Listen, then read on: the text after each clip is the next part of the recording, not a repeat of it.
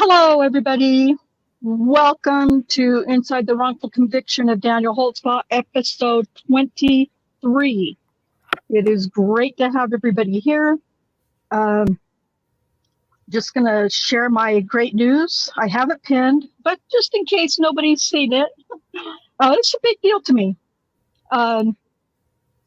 Reaching 600. I mean, I know it took me a year to get to 500. And just in this last several months, slowly but surely, we've creeped up to 600 finally. So that's a big deal to me. Should be a big deal to everybody on the panel who's always willing to participate and read and take part in all of these discussions. So congratulations to everybody, and big fat thank you to everybody who has subscribed, whoever you 600 people are.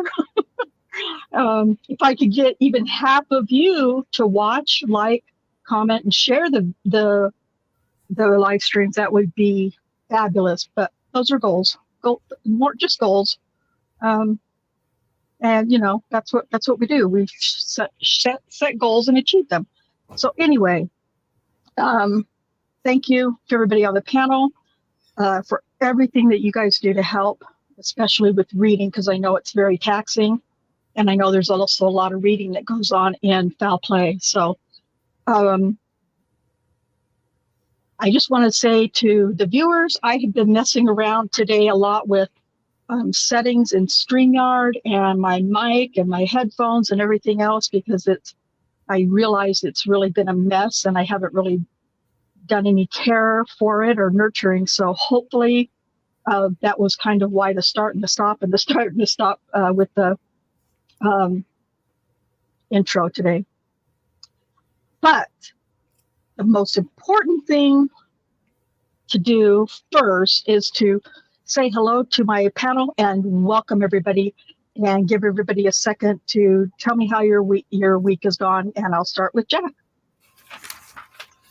Hello. Hope everybody's doing okay. Thank you, Rhonda. Hello to everyone that's listening, watching, going into finishing up this, or going through this next part of the trial testimony. Hope everyone's doing okay. I'm doing, I'm doing okay. Nothing, nothing really outstanding. Just been doing some, just been doing some digging on some various things in the Avery case, of course, and I know Doc and Beverly are really, when I say deep dive into Brendan's whole saga, I mean above the head diving. Some of the stuff that I helped him dig up, it's going to be something once we get started.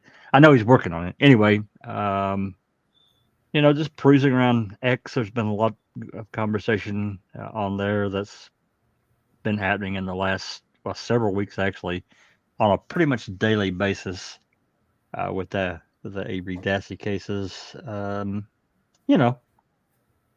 Also been talking to an attorney. Well,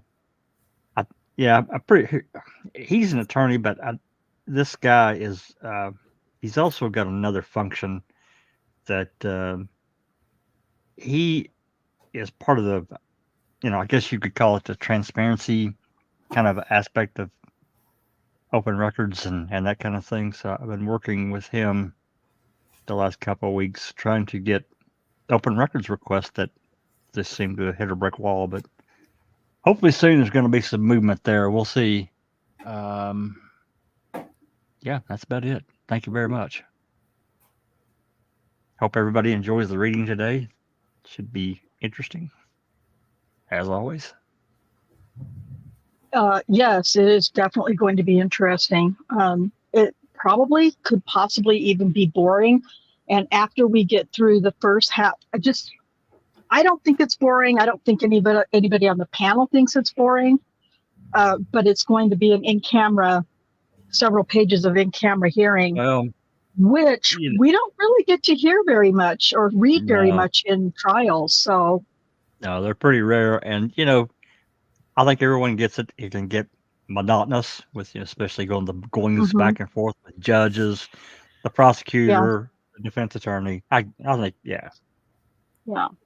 What I'll do for anybody who's going to watch on the replay, I don't know how to do this yet, but I'll figure it out. I will go in and put where the trial testimony actually begins. If people don't want to Yeah, listen to the in-camera hearing. You can put chapter marks, and I Yeah. think it will do that below, and people can just click right to it. Yeah. So I'll do that later this evening, I think, or whenever it finishes uploading. For those who are watching on replay and they don't want to listen to all of the in-camera hearing stuff. But again, like in-camera hearings, Jackson v. Deno hearings, and sidebars. That is, I can't think of another trial where I've either watched or read transcripts to where we get to hear what happens at sidebars, but we get to read them, even though they were silent to the jury during the trial. We get to read those to you guys when we're reading these transcripts. So, yeah, anyway. It depends, Rhonda, because Neverly had asked me to get the sidebars for the Avery trial, Dassey trial.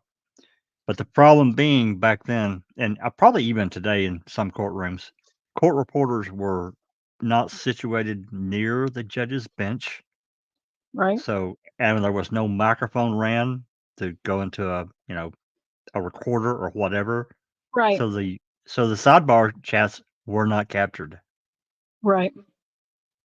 Yeah. That's a good point. I hadn't thought of that way, but that is definitely a huge Buting told reason. me that. So, Buting told me that. yeah, it makes sense. Makes perfect sense. So, Yeah, right. okay.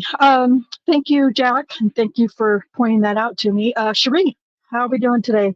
How's your week been? It's busy but good. Hi everybody, and welcome to Inside the Wrongful Conviction of Daniel Holtzclaw. Thank you. You got some big party plans going on, Cherie?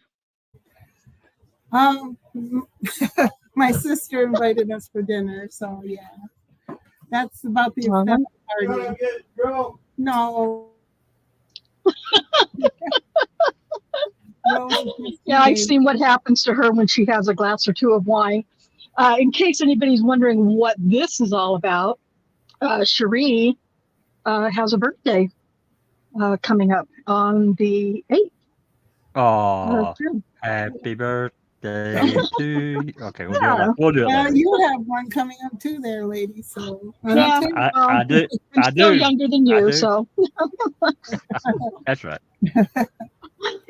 Oh, gosh. Well, yeah, so happy birthday to you, Cherie, on Saturday, and I hope you have a great time with your family. And Kay, who's been so quiet, how are you? Hello, I'm good. Yeah, I've been really busy doing one of everything. Mowing all day today, listening to the Karen Reed trial while I was mowing. Been trying to keep up with that, although I've not been doing it in real time. What else? Rosetta Great had a preliminary hearing scheduled for this week, so I went to try to check that out, and it was just the big runaround.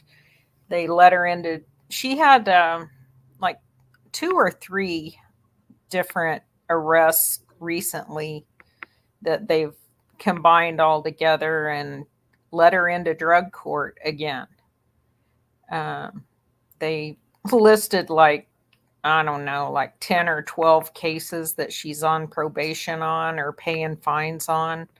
They suspended all the fines pending her, participation in the drug court. And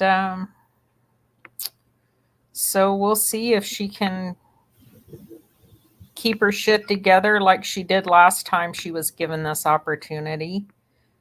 She really was able to do it last time and ended up getting probation again. But then as soon as she was off the hook, she screwed it up again. So there's that. Still going to follow that and see what happens. But I've seen the end of this story before, so I can basically tell you what it is.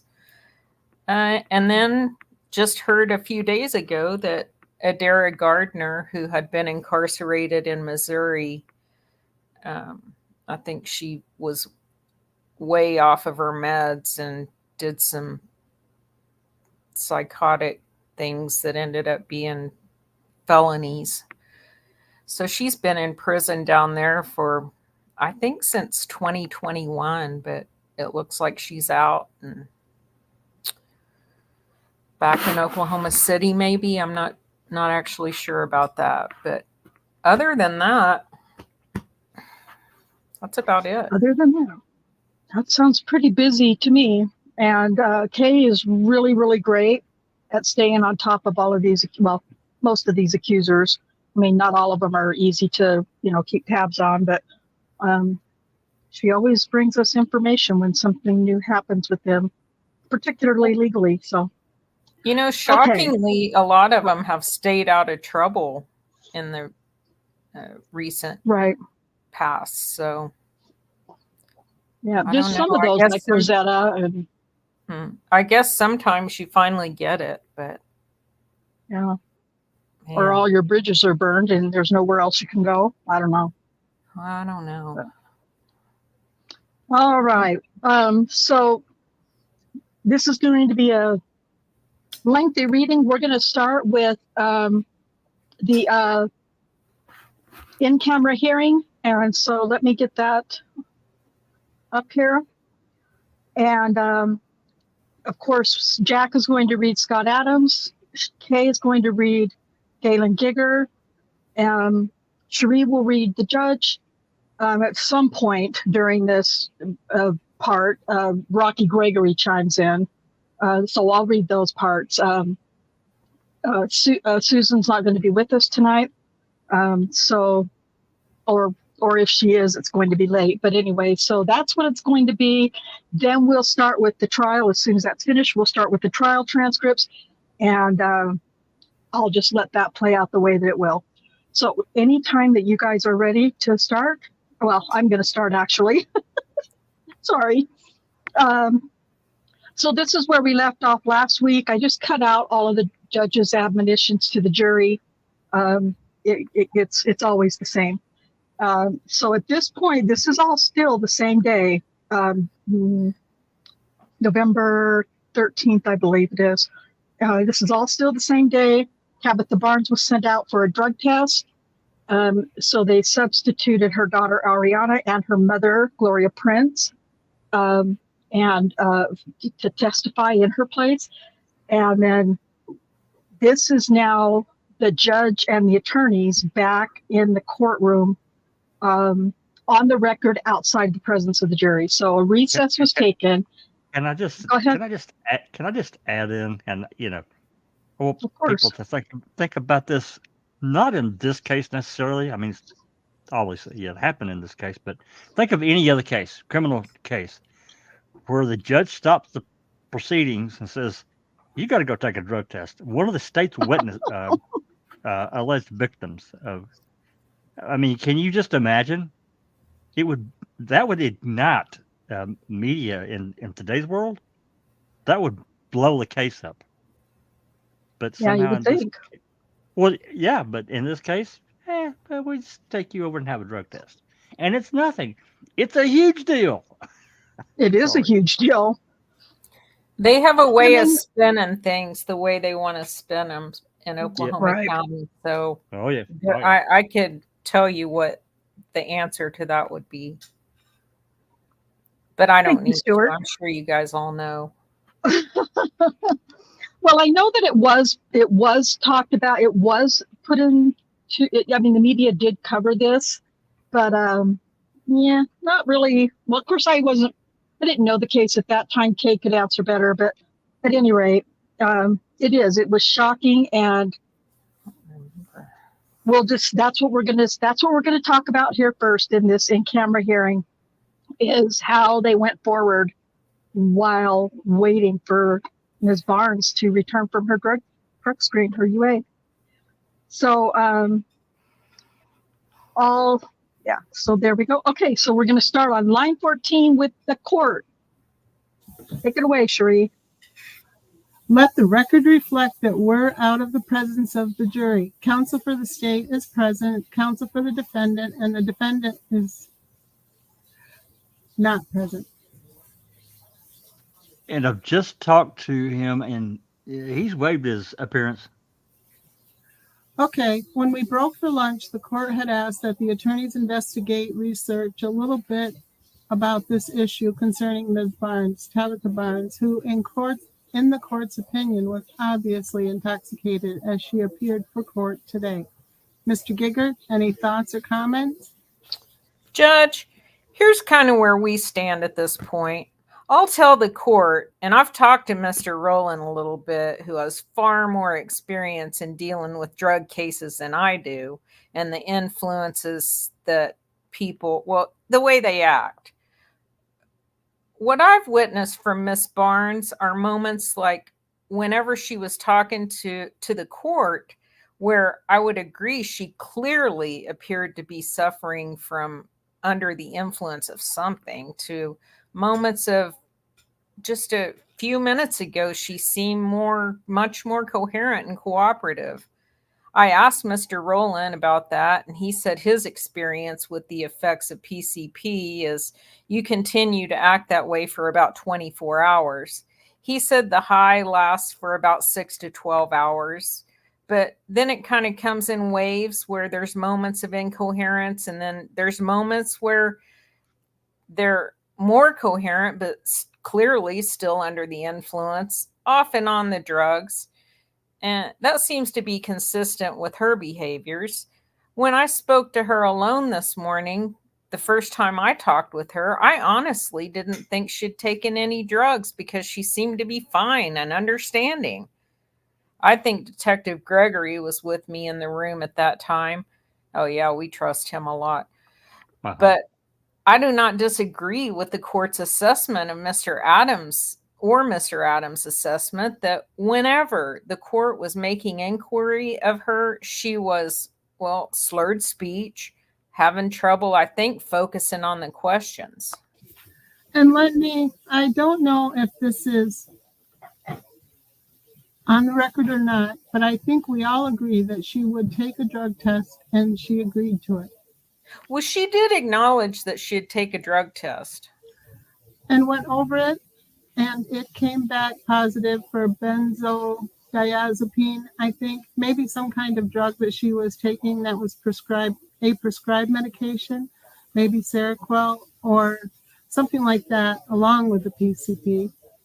Yes, sir. And we're going to mark that as a court's exhibit number 11. Well, so the court knows through the moments of more coherency, Miss Barnes has acknowledged that within the last week, she was at a party somewhere in Texas and was exposed to PCP. Whether or not that's exposed, it got on her.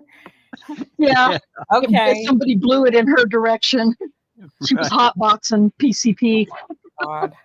Whether or not that's accurate, I don't know, but that's what she told me. Now, when I said, you need to tell me the truth and let's deal with this, in any event, also, so that the court understands and the record's clear, at one point over the lunch hour, consistent with her mood swings, she refused to testify and tried to leave. And Oklahoma City police detained her, I believe. And I don't want to speak out of turn. They haven't staffed it with me, but basically for disorderly conduct and public intoxication, because she was not being coherent and she was making somewhat of a scene, as I understand it, in the hallway. Well, whatever about that. We tried to find a police report where she got detained by the Oklahoma City Police or the Oklahoma County Sheriff's Office, and it doesn't exist. So Yeah. That's interesting. I did not witness it, so she's still in the building and she's detained. They've not processed her in on a misdemeanor charge or anything at this point yet. In regards to the legal position that the state finds itself in, we attempt to do what acknowledge, admittedly, it's going to be a cursory research project over the lunch hour, and not to mention all of the other things that were going on with Miss Barnes upstairs.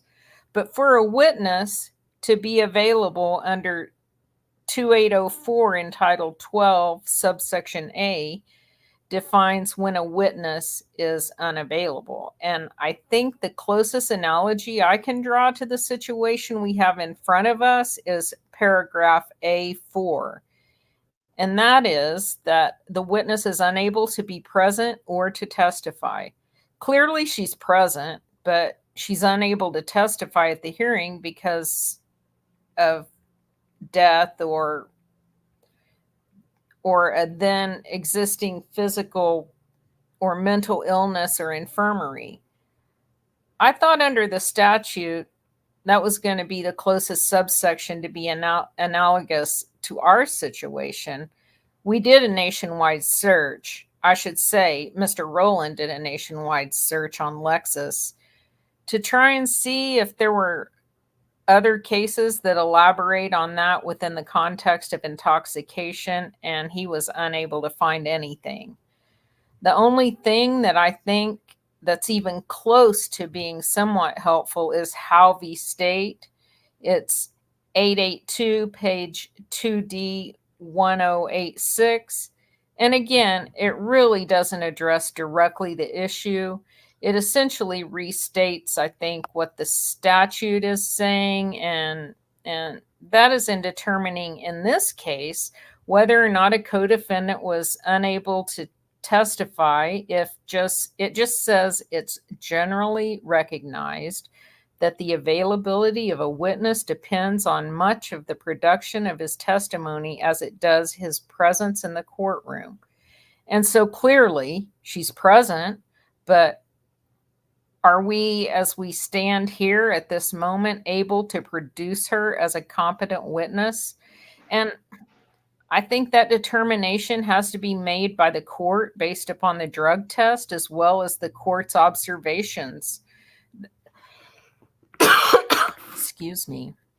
As well as the court's observations that right now she appears to be under the influence. I haven't found any case law that says if you're under the influence, you're not a competent witness, but I'm not sure that would be a hotly contested issue. I don't know any of us want to put a witness who's under the influence of something. So in that regard, because the statute does not elaborate, and I haven't found any law to draw a distinction between if someone is under a physical or mental illness or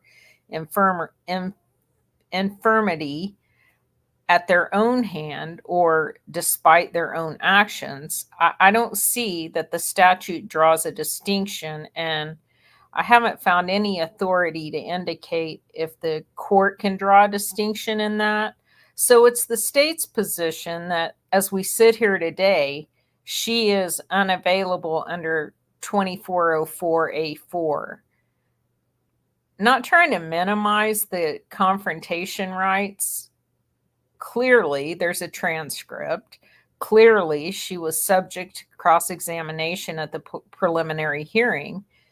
But as a practical matter, I'm going to speculate that one of the reasons we don't have case law analogous to this situation is it seems to be a practical remedy is to detain the person who's come to court either for public intox and or I think there's arguably a contempt of court issue to come to court intoxicated as a witness under a subpoena.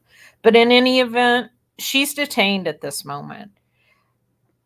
Give her an opportunity based upon what Mr. Rowland has told me. The effects of PCP last over the weekend. It is right now almost 2:00. It's 1:45 on a Friday afternoon. The state's ready to go forward with another of the alleged victims. I understand that it's somewhat disadvantageous. Well, I understand that we started the direct testimony. We have not concluded the direct testimony of Miss Barnes. I anticipate that I have about 45 minutes probably to go with her before I could pass the witness for cross-examination. Clearly, by Monday morning, absent her exposure to something unforeseen in the county jail, if she is Brother. detained over the weekend, she could be dead by Monday Mhm. in the Oklahoma County jail. Right. Certainly, the effects of whatever she took, whenever she took it, that resulted in a positive drug test today would likely have been worn off.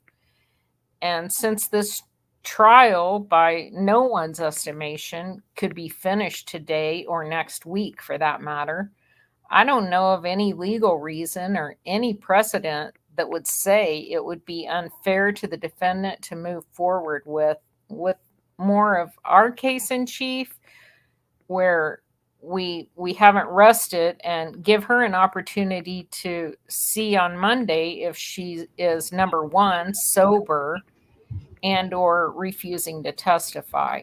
Man, what a windbag he is. No kidding. Oh, He was using God. words that he doesn't know the meaning of. Yeah. Word Jesus. salad. Yeah. Let me just put before you, before I have you respond, Mr. Adams, what the court has looked up and found under 2601. The general rule of competency: every person is competent to be a witness except as otherwise provided in this code.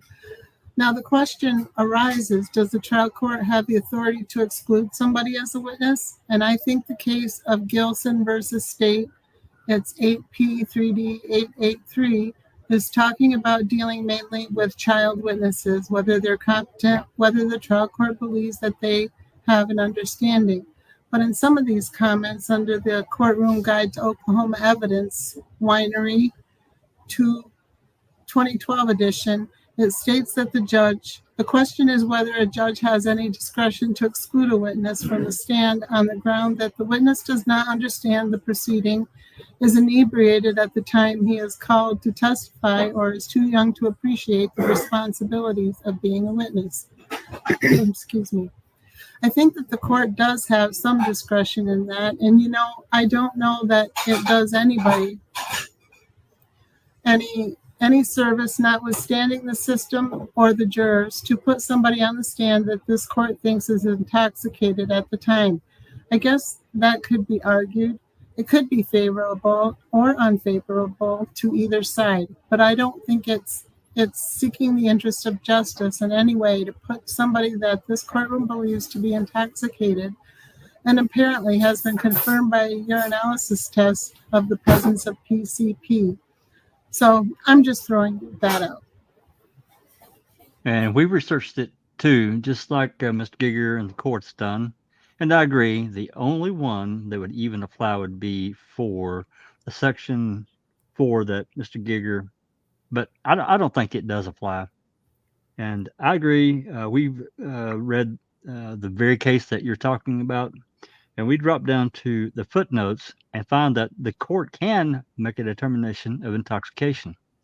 The dilemma that I'm in, I do believe that the court does have that discretion and ability to do that. I also agree with the court that it is not in the best interest of justice. Maybe it may be in the best interest of Mr. Holtzclaw, which is really what I'm after, and also justice too, but still on behalf of Mr. Holtzclaw, it's a very difficult situation because I've quite frankly never seen this arise, and quite frankly, we did as wide of a search as we could. We haven't found a similar circumstance, which is unusual that you can't find something that at least somewhat parallel, but I couldn't, and neither could Mr. Gray. So I do object to, I understand I think the court has the ability to have her incarcerated over the weekend to help her sober up. I think the court has the absolute discretion to do that. I object to it, and if we're going to do that, I would just assume put her on the stand now and have her finish her testimony. Then if the court is inclined to either have her incarcerated or put somewhere so she can sober up over the weekend, whatever the court chooses to do, then all that I would request I need a obviously when she's called back on Monday, if that's what the plan is going to be, is that I had an opportunity to talk to the witness while she was back here, along with Mr. Gieger, and all the detectives. When I clearly felt that she was intoxicated, we were going through the problem I'm having. I'm trying to get a grip on what happened, and I think it's important and can certainly go to her credibility. I'm trying to get a grip of what happened out there at the hotel. I have a general idea of what happened, but then the more I think about it, I really don't.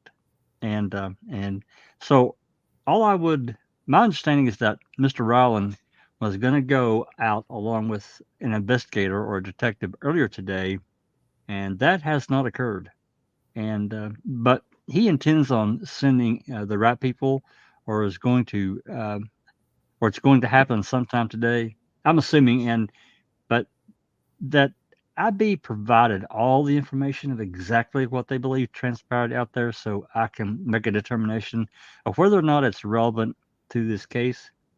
But I do object to the continuing the witness and proceeding on with other witnesses out of order.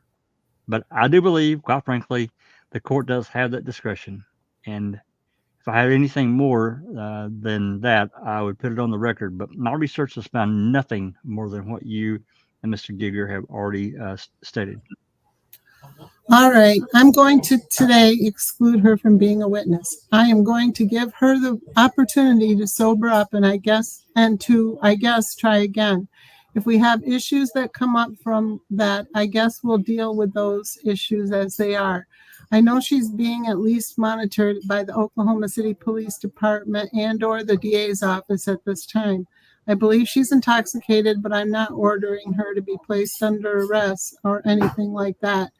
It will be up to the Oklahoma City Police Department or the county sheriff since we're in the courthouse, I guess. And that's fine, Your Honor. I want the record to be clear, too. If that's the court's order, I certainly am not going to take issue with it as far as excluding her today. I'll reiterate, there are moments she seems coherent to me, and there are moments much like whenever the court was inquiring of her that she clearly was not coherent. Over the lunch hour, I was with her about 30 minutes probably at different times. And during that entire time period, she seemed coherent. And Detective Gregory was in the room with me. And whether or not he agrees, I don't know that it's relevant for this record, but I'm not opposed to putting her on and seeing if she's able to answer the questions. If the court feels like she's not following or slurring her speech again or suffering under the effects of it, then obviously, as the presider of these proceedings and the discretion the court has, you could stop it at that point. I mean, clearly my intention is to not go into all the details that happened at the hotel, but I do think it's relevant for this jury to understand that she's a drug addict, and I don't know if she'll even admit that or not. I mean, clearly, if I anticipate, I'll inquire on direct of that if we were to go today. I might even inquire of that on Monday because I think it's relevant not only to what's happened today, but it may be relevant to the case in general, to tell you the truth. Man, he's a talker. God almighty. I just want to tell him to just shut up. Just stop talking. But just shut the fuck up, Gieger. Yeah. God. Well, I don't know. To be honest with you, I don't know the effects of PCP as long as, someone can be intoxicated on it if they come and go. I guess you talked to Mr. Rowland, who worked with the Bureau of Narcotics before, but I just never had that much dealing with people actually on PCP. I don't know if Detective Gregory has or not, or anybody else has any thoughts or. One of my reasons for that, Your Honor, is this. Even Miss Barnes over the lunch hour, she said, when I explained to her she tested hot and that's why we're in this position, she said, that's when she said, okay, it was within the last week she did this at this party. And then she tried to argue with me. And I think Detective Gregory was in the room. There's a difference between testing hot and being under the influence. So she's at least coherent enough to make the logical analogy. No, she's an experienced liar. Right. Exactly. So she tests positive, but that doesn't mean she's screwed up. Okay, Gieger. Doesn't mean she's hot. Well, she's hot, but hot and intoxicated are two different things, Rhonda. My Oh, I know, God. I know.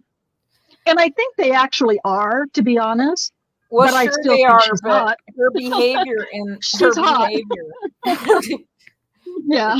Yeah. She was God. clearly jacked up. Oh my God. Yes, she was. And you don't usually say that. I don't. Okay. Sorry. And I think that might be, well, I don't know if it was on the record before we took our lunch break or not, but one of my issues is because it's not quantified. I don't know whether or not, obviously she's testing hot. Obviously it's in her system, but clearly there's a difference between having it in your system and being actually under the influence. You're repeating yourself, Gieger. Of course, Yeah. yes. I do not take issue with the court's determination whenever you were asking questions. To a lay person, she clearly appeared to be under the influence, but now she's not. So I don't know. Well, Your Honor, since I'm objecting to continuing it until Monday and continuing to take witnesses out of order, I would ask him to do what Mr. Gieger has suggested. Just go ahead and put her up there. If she starts exhibiting those behaviors, we can always take a break, stop, and exclude her. Bring her over. Detective Gregory, she does seem to be better. In my personal opinion, she was high. I mean, she's high, no doubt, but she's coming down. But spending this afternoon with her, she's a lot more coherent. Whatever. It's been several hours, I guess, since we've been doing that. It has been, Judge, and I don't know if this is the right procedure or not. I just know that's what counsel's asked for on behalf of Mr. Holtzclaw. If she starts, I think if any of us start to suspect that she's not coherent and not understanding and not responding, then I think any of us should obviously approach and try to deal with the issue. Well, and again, if somebody, I don't know,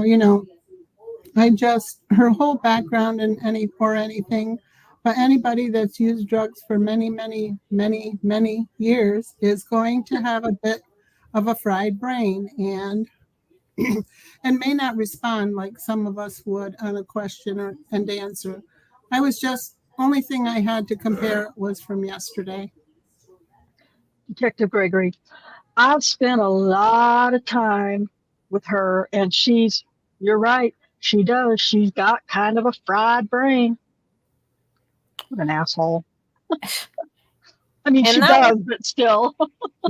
Sorry. And that would relate to my earlier comments that, again, I don't remember if they were on the record or not. My dealings with her and is that her hesitancy in answering questions sometimes, and again, my experience is limited.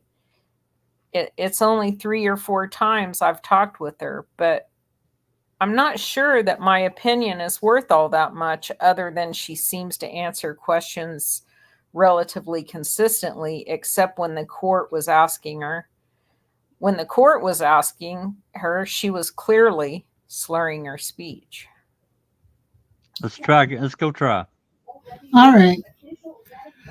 Let the record reflect that all members of the jury are present. Counsel for the state, counsel for the defendant. The defendant is present. Mr. Gieger, if you would recall Ms. Barnes.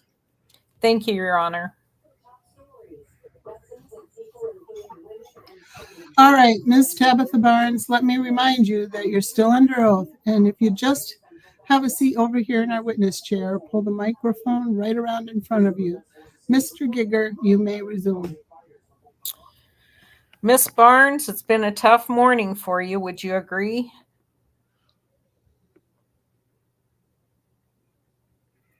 Oh, that's me. Sorry. That's me, guys. I'm sorry. I forgot. I'm Miss Barnes You, today. Uh, well, you're still pretty high then, aren't you? You Yeah, don't even know I your think name. we should. I think we should. I think we should exclude me from testimony today. God. Yes. Ma'am, when's the last time that you used drugs? I used drugs about 4 days ago before we came to Oklahoma City. Okay. Do you have a drug problem?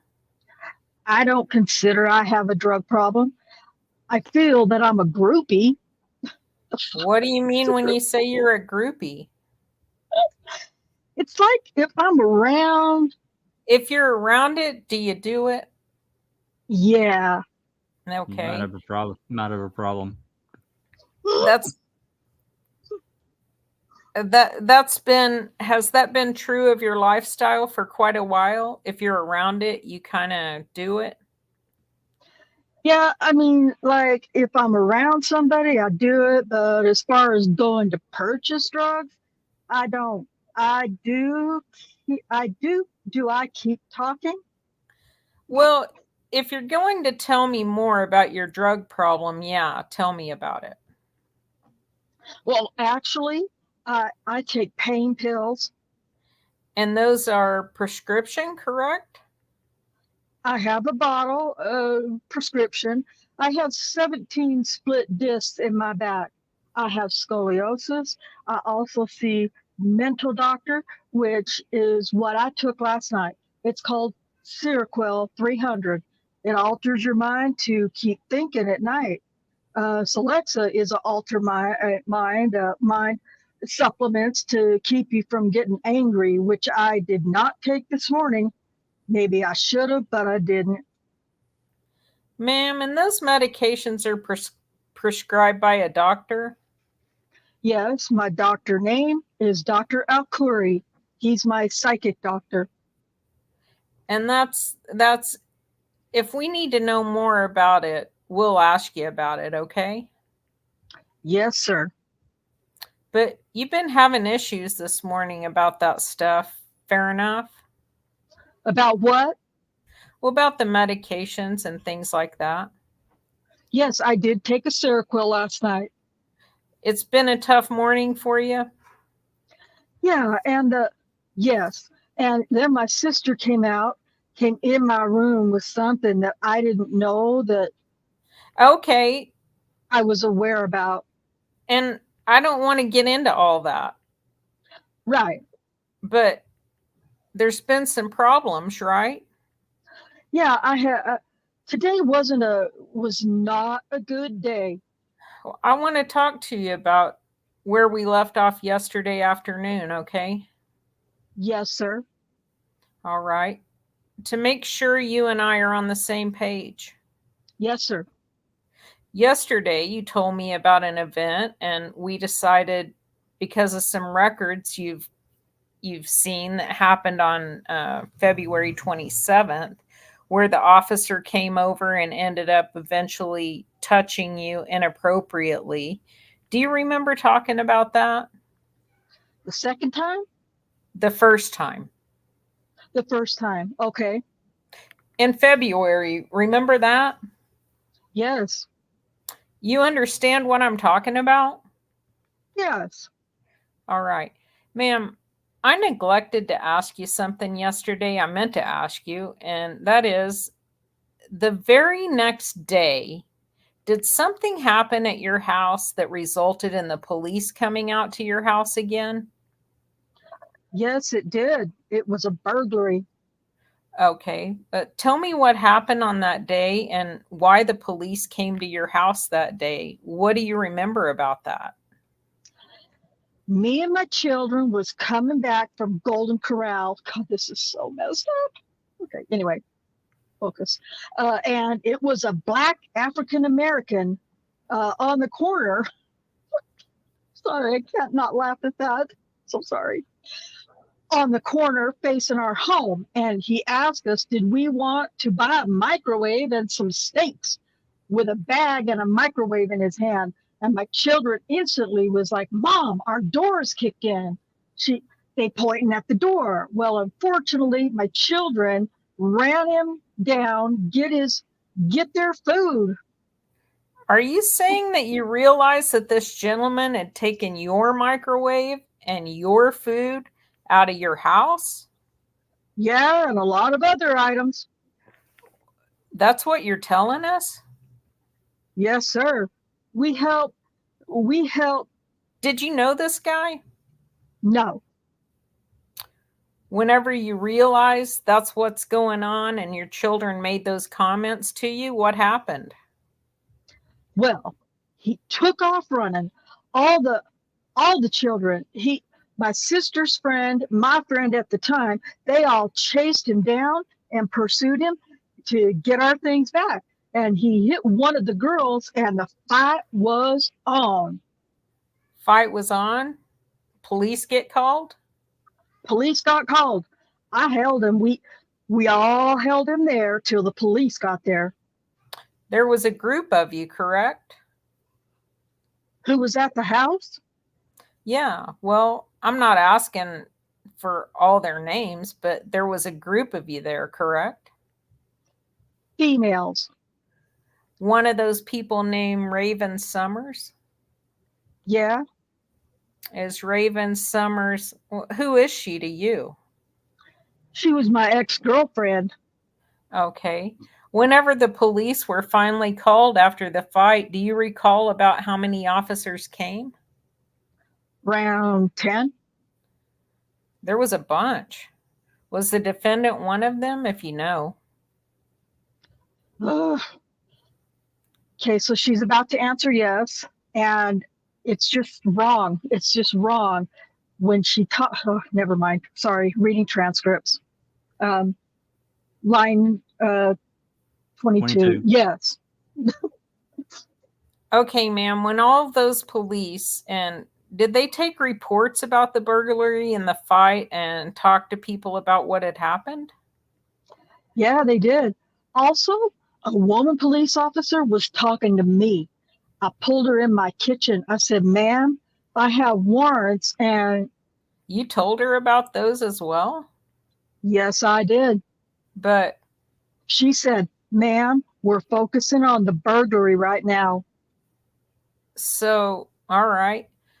Whenever those other officers were there, including that female you talked to, and you realized that the defendant was there as well, why didn't you tell them about what had happened the night before with the defendant? First of all, we was trying to get our food back and all that. When Spike walked in my house, he eye contact me. I hurry up and I turn my head. So that's when I pulled the lady officer to the side, like I got a few tickets. She was like, don't, baby. She was like, don't worry about that. God. And I understand that's what you did. You got her attention whenever you realized the defendant was there. Yeah. Won't you testify to something she didn't say, Gayland? Exactly. What the hell? Yeah, where are you, Scott? Where's the defense? Yeah. What the hell? She never said that. Nope. Okay, but specifically, tell me why you didn't then go ahead and say, and I need to tell you that officer right there touched me inappropriately last night. How come you didn't do that? I was scared. What were you scared of? Okay. What was I scared of? I'm not going to say. I was more just like terrified, just terrified. Who's going to believe a black African American don't have anything, staying here where I'm staying at? Oh, your officer touched me. Yeah, and another thing, I wanted to put it behind me, block it out. You know, it's a lot that's always staying and normally not have not brought up. Ma'am, that house that you were living at on the corner of 15th and Jordan, is that, well, in your opinion, is that part of town where there's a lot of drugs and lots of people doing bad stuff? Yes, it is. Prostitution, drugs, whatever else, breaking and enterings in homes. That's happened right outside your house? Yeah, it happened in my home. In your house? Sorry. Oh my gosh. I'm so sorry. In Yeah, your house? not only that, the guy that Just stay with me. Just answer my questions, okay? The people that you know in the neighborhood, okay? The people who would sometimes come to your house for example, maybe, well, maybe not specifically Miss Summers, but people you know, okay? yeah, he makes as much sense as her. He's trying so hard to lead her to where he wants her to go that he's not making any sense any more than she is. That's right. They should detain him until Monday. Yeah. I know you're in I know you were in a relationship with Miss Summers, but just people you know. Do a lot of people around there have issues with drugs and prostitution and those types of things? That was in my home? Well, that were around your home in that area. No. But she just said yes 5 sentences ago. She did. Around your home in that area, the people you know, do they have those types of problems? The people that came to my home, no affiliated with drugs. Now, I would help, like, God, you guys are going to love this. Sorry. I have a good heart. I'll feed them. I'll let them clean up the backyard. Sorry. I'm so sorry. Do you know somebody named Flo? I have to see a picture. Okay. But there's people you know that struggle with those things. We're drugged. And your testimony is you would try to help them when you could. Yeah, they would knock on my door. I mean, they see me outside with the kids. It's like, can I pick up your yard for a sandwich? Miss Barnes, you as a groupie, your word, if people though would show up with drugs, would you sometimes do drugs too? I mean, it all depends on what type of drug it was. But sometimes that would happen? Yeah. Approach, Your Honor. Yes. Ma'am, I'm going to show you 2 pictures. These are different than the ones I showed you yesterday. Okay, do you recognize what's in those pictures? Is that your house? Yep. Well, I mean, where you live back at this time, okay? And I want you to look at that. Do you see that picture of the door? See, there's somebody standing there. That's the door jamb. Do you recognize what that is? When that man kicked in my door. Well, yes, ma'am. Is that what it looked like that night? The man kicked in your door and took the microwave? Yep, my landlord fixed it the next day. All right. Well, I'll offer states 401 and 402. No objection, Your Honor. All right. States Exhibit number 401 and 402 will be admitted. This is number 401, and it's nighttime there. When the police came out on the burglary on the microwave, was it dark? Uh-huh. All right. And that's the front of your house, correct? Yes, sir. All right. Now, 402 shows a picture of, is that the door jamb or the wood where the door locks? Where the man kicked it out? Yeah. Does it show what's broken? Yeah, it's on the right-hand side. The panel. This part right here, is that the part that you remember that you think's broken? Okay. And when the door's shut, it's your panel on the right. Over here? Yeah. Okay. Let me ask the question this way. Whenever you realized that that man had been in your house and had taken your microwave, stay with me. Did you get a chance to look at your door and determine that you've said he kicked it in. Could you tell it had been damaged? That's my question.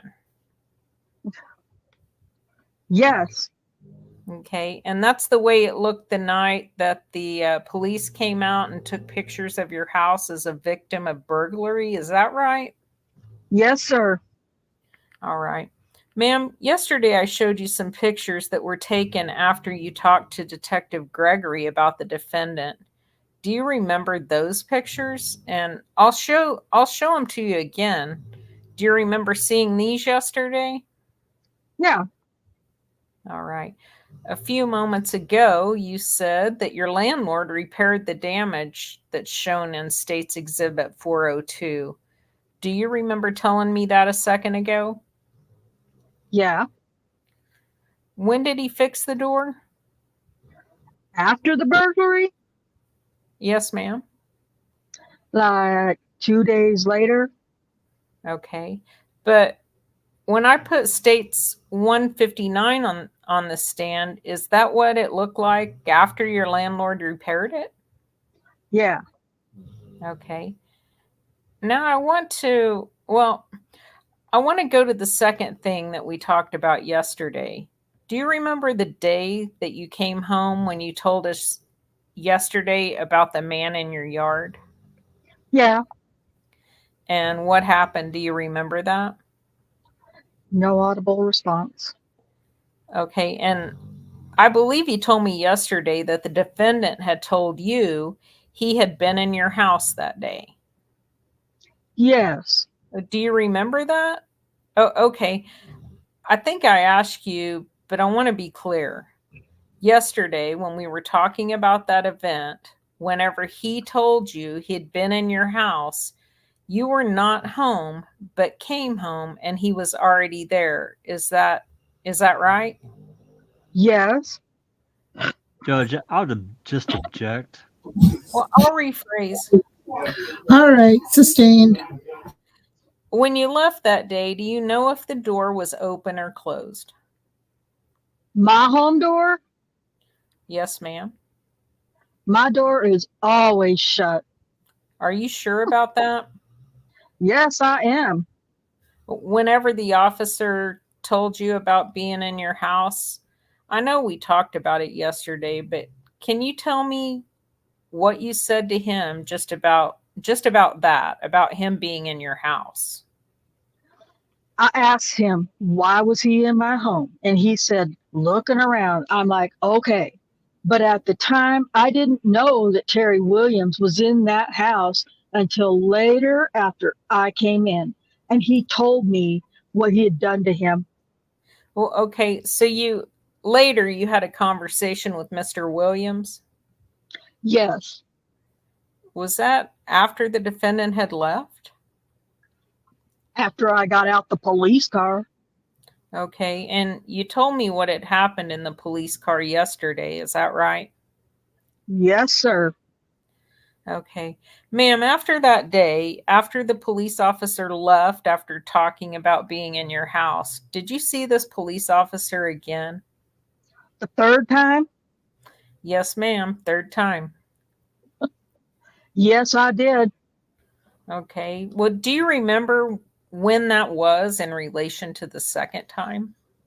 It was 3 times.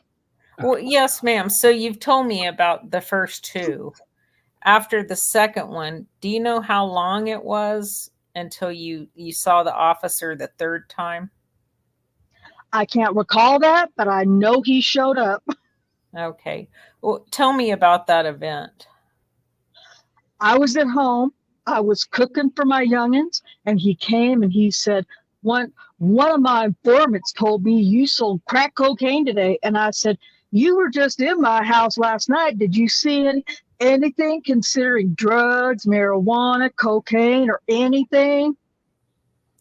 Okay. Well, now, Miss Barnes, let me interrupt you for just a second.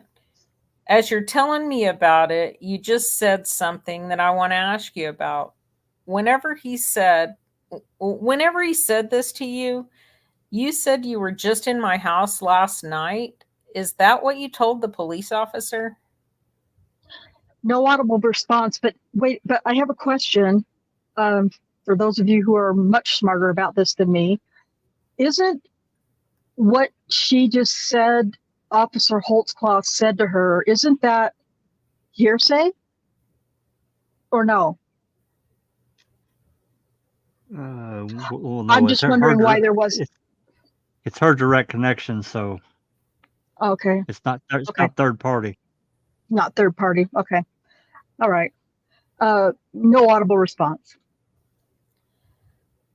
So did this happen the very next day? Yes, Okay. he came back. Oh, you remember that now. Yeah. How come I know that's for a fact? Is because he had already told me that he'd been in my house. And then it was the next day. Well, all right. And I'm sorry to interrupt you, but you said you were already in my house the next day. What happened after that? I said, you were already in my house. Did you see any? He said, when he knocked on the door, he said, you sold a $20 rock today. And I said, I don't sell drugs. I said, if I sell drugs, you think if I sold drugs, why would I be waiting on DHS to pay my gas bill? And he said, you going to let me in? I said, no, I'm not. And so I called my mother. Okay. Where is he when you're having this conversation? Where is he when he's having this conversation with you? Standing on my porch Okay, so, with my door open. and Miss Barnes, it may be obvious, but just so everybody's on the same page, I'm going to put State's Exhibit number 155 back on the screen. That's the porch we're talking about. Yeah. Okay, is your door, and so he's on the porch, and where are you? Inside. On the moon. Come on, Gieger. Jesus Christ, man. Is the door open? Yeah, a little bit. There's a storm door. You see that metal door? That's open in that picture? There's a slide door. That wasn't nothing. I'm talking about the white door I opened. Well, yes, ma'am, this door was open. Uh-huh. Was this door closed or was this door open whenever he was talking to you on the porch? It was open. Okay, so it was like this, but the door was open too. Yes. But he hadn't come inside your house. He was on the porch. He said He that. was standing right there. Right here? Up a little closer. Right here? Yep. Okay. So you called your mom. Why did you call your mom? Because I was scared. Okay. And whenever you were on the phone, well, let me ask you this. Did your mother answer? Yes, she did. Okay. What happened? I said, Mama, he's back again. Had you talked to your mom before about this officer? Yes, I have. What had you told her? What had you told her before about him? I told her every incident that had took place. You told her about him touching you and looking at your body? Yes. Okay. So Did she know what you were talking about then when you said he's back again? Yes, she did. And what happened next?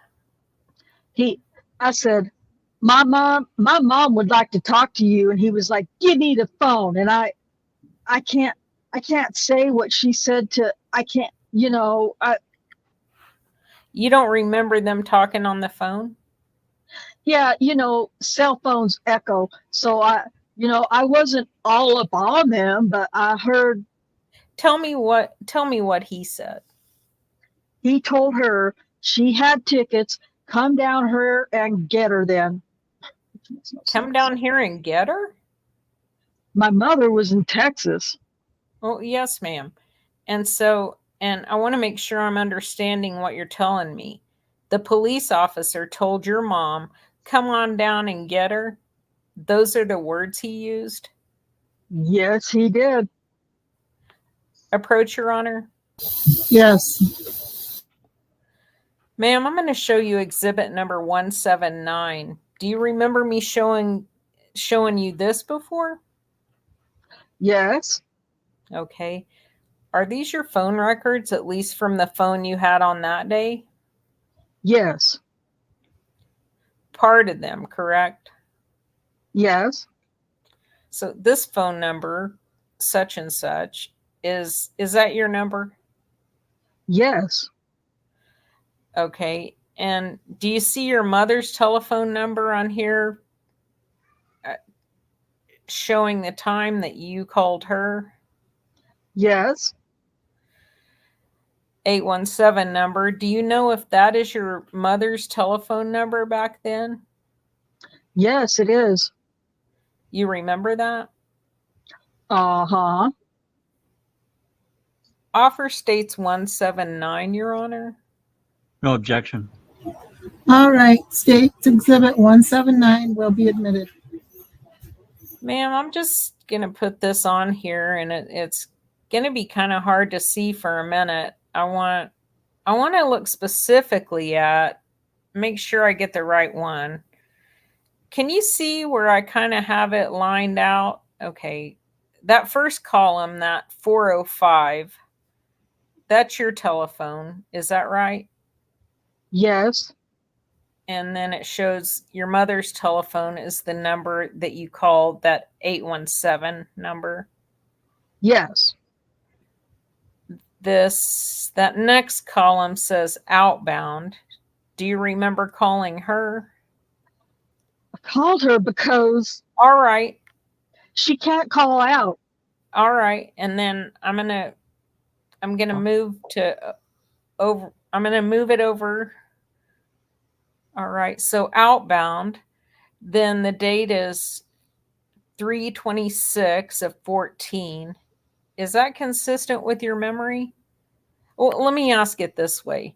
If the reports and some documents show that he was there on the 25th when he looked at you, the next day would have been the 26th. Is that right? Right. Why don't you just testify and tell her exactly what happened? Thanks, Gieger. Yeah. Well, she is half crack right now, so. Right. Well, she's not, I guess, but. Well, it's PCP. Oh my It's God. different. Well, somebody got it on her. Yeah. She came in contact with it. Yeah, that was it. Okay, do you know what the 1911 means? No. Okay. Do you remember if you called your mother in the evening or the afternoon or nighttime? It was still light time. Still light? Yeah, it was still light time, but when it started to get dark? Yes, the time hadn't changed or nothing like that. It was just regular. If I told you that's military time, ma'am, and 1911 really means 7:11 p.m. in the evening, does that sound about right? Yeah, that's it. Okay, and if you look at it, that next column shows 1929. So that is 7:29. So this acts like you're making the telephone call from 7:11 to 7:29. Does that seem about right in your memory?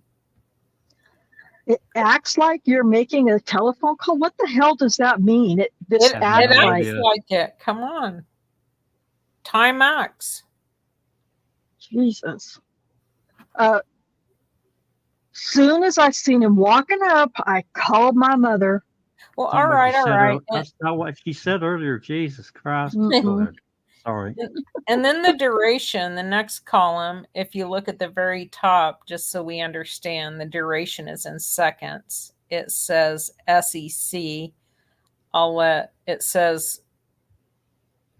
say what it says. Oh, Okay. okay. What the Okay. hell? Well, you're so profound. And then it has some numbers showing the length of the telephone conversation, okay? You with me? Yeah. Oh. No. All right. So, Liar. ma'am, after the police officer has the conversation or whatever is said between him and your mother, what happens after that? What do you mean? Okay. You told me a moment ago there's some exchange, and he says to your mom, come and get her, something like that. Is that correct? Oh, he handed me back the phone. Oh, and what happened next? He said, You're gonna let me in? I said no. He said, my source, his snitch, tell him that I had sold a $20 rock. I said, well, go get them and bring them to my home. And I don't know. I'm not for sure if I might have said it again. If I was selling rock cocaine, I wouldn't be waiting on DHS to pay my phone bill. Your gas bill earlier. So, okay. So, more of the same type of conversation about him making accusations that you've been selling drugs. Yeah. And I told him to go get his informant or whoever was telling him and come back with more than one police officer. And Well, at some point, ma'am, did he leave? yeah, he mumbled off some stuff. He was like, I'll be back. I'll be back. I'll be back. He said, I'll be back. Terminator. I'll be back. I know. Oh, fuck. Uh-huh. But on that day, he stood on your porch. You told me about those conversations, and then he left after you said what you said to him. Uh-huh. Okay. So is it accurate then that you didn't expose yourself and he didn't touch you on that day? No, he did not. Ma'am, after that day, were there occasions where you would see the defendant again? Well, the day after that, my sister came and picked me up and my children up. I boarded the house up like I had moved. Went to Austin, Texas for 3 months, thinking that, maybe they catch him. It was all over. So you left the house? Yes, I did. I got one thing to insert here. So the burglary happened the day before. She testified earlier that the landlord came 2 days later and repaired the door. Mm-hmm. No, the She's not there. burglary happened. Well, yeah, Oh, they wait. haven't actually made that. Gieger did not actually define that because the burglary happened a month earlier than that almost. Almost. Did he? Was it 28 the days. February date? Yeah, February And- 28th. 27th. And I think it was in so- here. yeah, but I don't remember Gieger ever,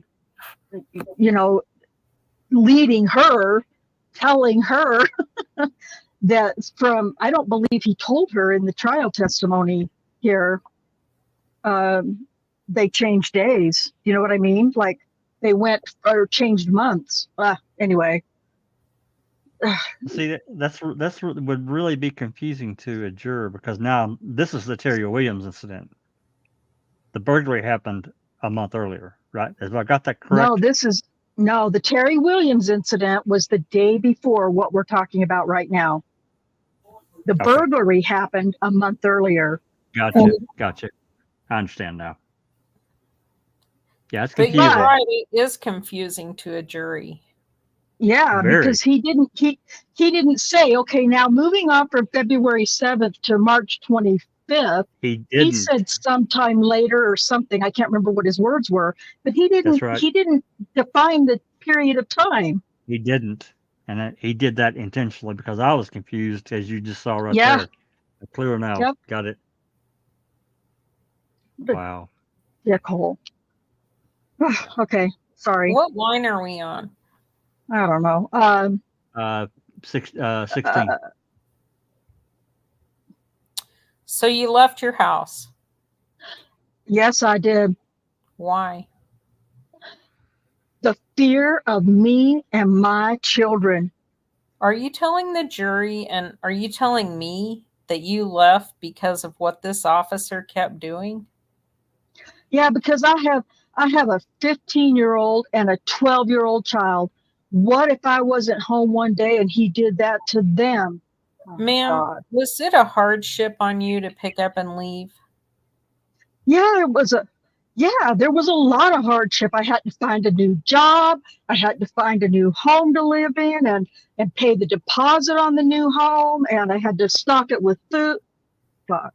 Yeah, there was a lot of hardship. I had to transfer my children out of school and hide from this man. That's what you felt like you had to do? Yeah, me and my children knew him as Spike. When they seen him, oh God, this is, Your Honor, could you please direct the witness to answer the question? Fuck. Sorry. Even my 8-year-old Ron locked the door. Who's Ron? Hey, Cherie, who's Ron? Never heard Who's of Ron. Ron? Oh my God. Oh, she just has a new make-believe son. Maybe it's a typo from the court reporter, too. Maybe because Marcus and Ron sound a lot alike. They are Right. similar. Yeah. It's got an R in it, so. Oh Jesus! Sorry, everybody who's watching, listening, or in chat. We've never seen this name Ron before. Okay. Anyway, even my 8-year-old Ron locked the door, and when he would knock on the door, we played like we wasn't there, and he would always come over to my house right when he got off work with that stinky cologne. And ma'am, I want to understand the things when you talk about he'd come over to your house a lot and your children react this way. Those had happened before the day of your telephone call with your mother or after the day with the telephone call with your mother, or both, before and after? Ooh, everybody pay attention to how she's going to answer this because it could be interesting. Line 17. Can you rephrase that, please? Yes, ma'am. Let me ask it this way, and I'm sorry for not being clear. Is it your memory that the day after your telephone call with your mother is when you left that house? The next day. And you remember that? So these events of him coming over and your kids not answering the door or closing the door, those types of things, that happened before that day Ugh. with the telephone call. Oh. Yes. Yeah. That's right. I was about to fuck up my own lie. Thanks for covering it for me, Gieger. Sorry. Again, this is all leading, and I would object because, Judge, she's lying her ass off. Oh, I'm sorry. little lad lived there. All right, sustained. May I have just a minute, Judge? Take 2. Ma'am, whenever you called your mother, and I apologize if I ask, but I don't remember if I did. Why did you call your mom? My mother is like my best friend. My mother, I don't have friends like that. And ever since I was a child, that's who I would run to. Were you upset that he was coming to see you again? when he was at my door. Judge, I'll object to relevance. Overruled. I'm going to ask you to rephrase your question. Now It's it's not McConnell. McConnell, it's Gieger. Yeah, Yeah. See, maybe it is the court reporter. Yeah, it she's pretty probably bad. is. How did it affect you when you saw that officer again that day? At my doorstep, At your door, the day he was just on your porch and he didn't come in. How did it affect you to see him there again? I started crying Why? because That's he new. was not coming in my home, and he kept persisting to come in. And I mean, he got attitude. How did it make you feel? Judge, relevance. Overruled. I was frightened, and I left Oklahoma City, Oklahoma the next day, boarded up my house to make him think I had moved. I got a question here. I saw the insert, but it's not her house. She's renting it. Why would she board up Right. a rented house? Yeah, seriously. Probably because someone broke the windows out of it. Yeah, Probably. according to Terry Williams. Yeah. I mean, and I mean, this is really a dumb thing to mention, but you know me, I'm going to say it anyway. This was, according to her, Section 8 housing. I don't know about Oklahoma City, but I know here where I live, if people, first of all, if there was police activity in a Section 8 home here where I live, you're getting kicked out. Whether it was your fault, whether you called them because you were being harassed or burglarized or whatever, you're getting kicked out. Section 8 is not fucking around with people who have police activity, although this house is, I don't know, it's probably very different just because of where it was. But my point too is if you started boarding up windows in a Section 8 house, boom, Yeah. you're out, man. They don't mess Yeah. around with that. Zero tolerance. With Zero drugs, they're tolerance. really, at least in my state, they're very, zero tolerance, like you said. Yeah. Yeah, It's the same here. yeah. So anyway, I'm not sure how it is here in Oklahoma. it's probably the same, Kay, because I feel like it's pretty, I mean, that's a federal program, if I'm not mistaken. And I think it's probably, It is federal. So I would imagine it's the same, whether or not the local office, paid attention. But we know she said that, enforced it, yeah. Because we know it was Section 8, because we know somewhere during some testimony that we've read, the reason that she had Florine Mathis over and Angela Cooper over was because she was expecting, according to her, a Section 8 home inspection. So she needed them to help her clean her house. Well, I don't know. I mean, that's a great question, Jack, but I'm finding it really hard to believe that she boarded up her windows, but it's really not important, I guess. Sorry. No problem. Did Mr. Williams move with you or did he stay? No, he didn't. He relocated. He didn't go with you guys to Texas? No, he came to see me on Mother's Day, I think. I think I'll pass the witness at this point. All right, cross-examination. All right. Yep. Ms. Barnes, to get a kind of a visual picture so we can understand exactly what you say transpired is when was the first time you ever talked to a police officer or a detective about Officer Holtzclaw? I can't recall a date, but I know they approached me at my home. Would it be a fair statement to say it was sometime in August of 2014? I cannot confirm a date. Was it hot outside? I cannot confirm a date. You agree with me that you didn't seek out the police or law enforcement, correct? No, I did not, sir. They actually made numerous attempts to try to contact you.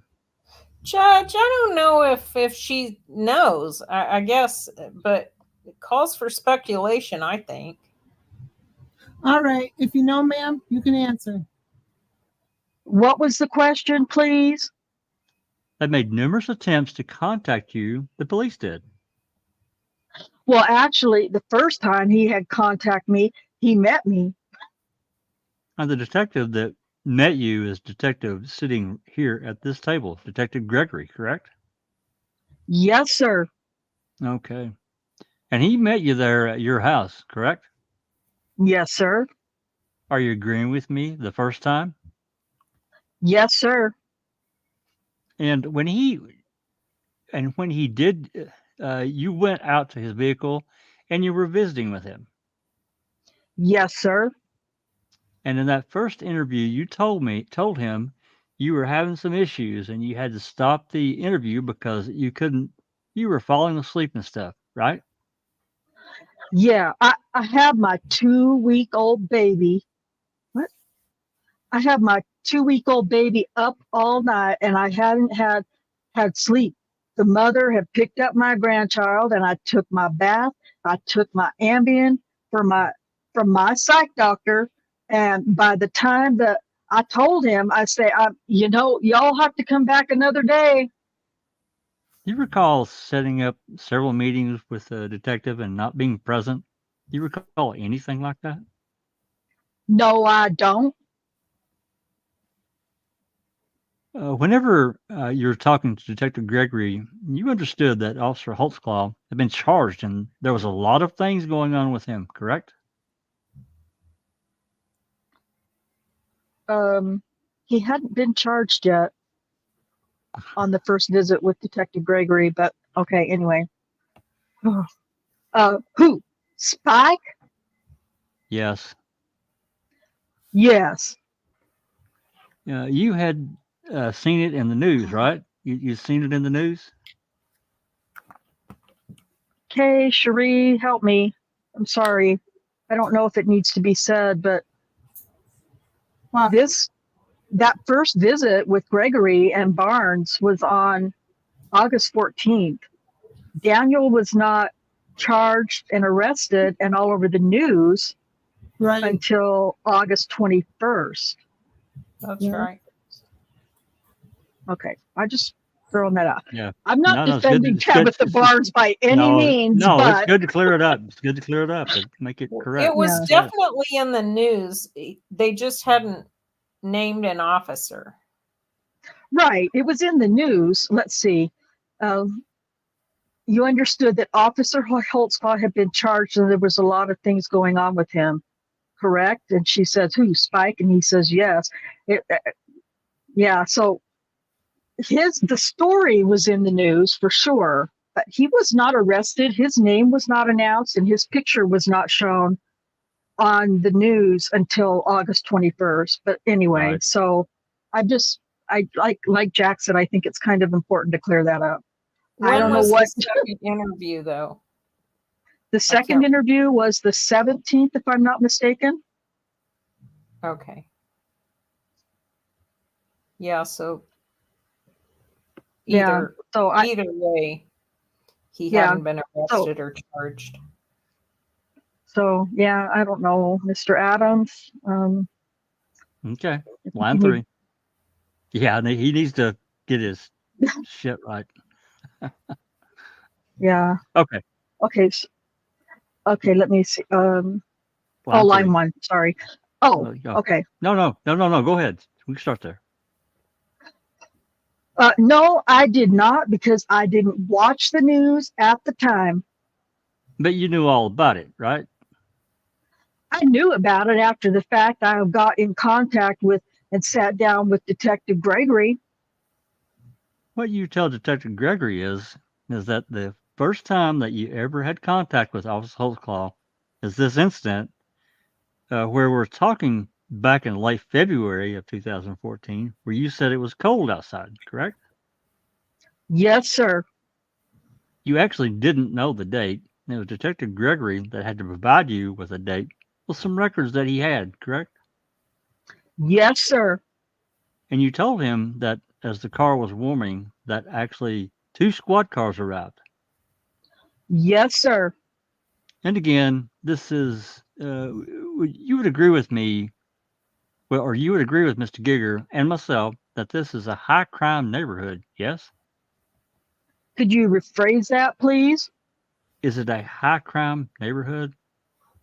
Oh, yes, it is, sir. A lot of bad things happen over there, does it not?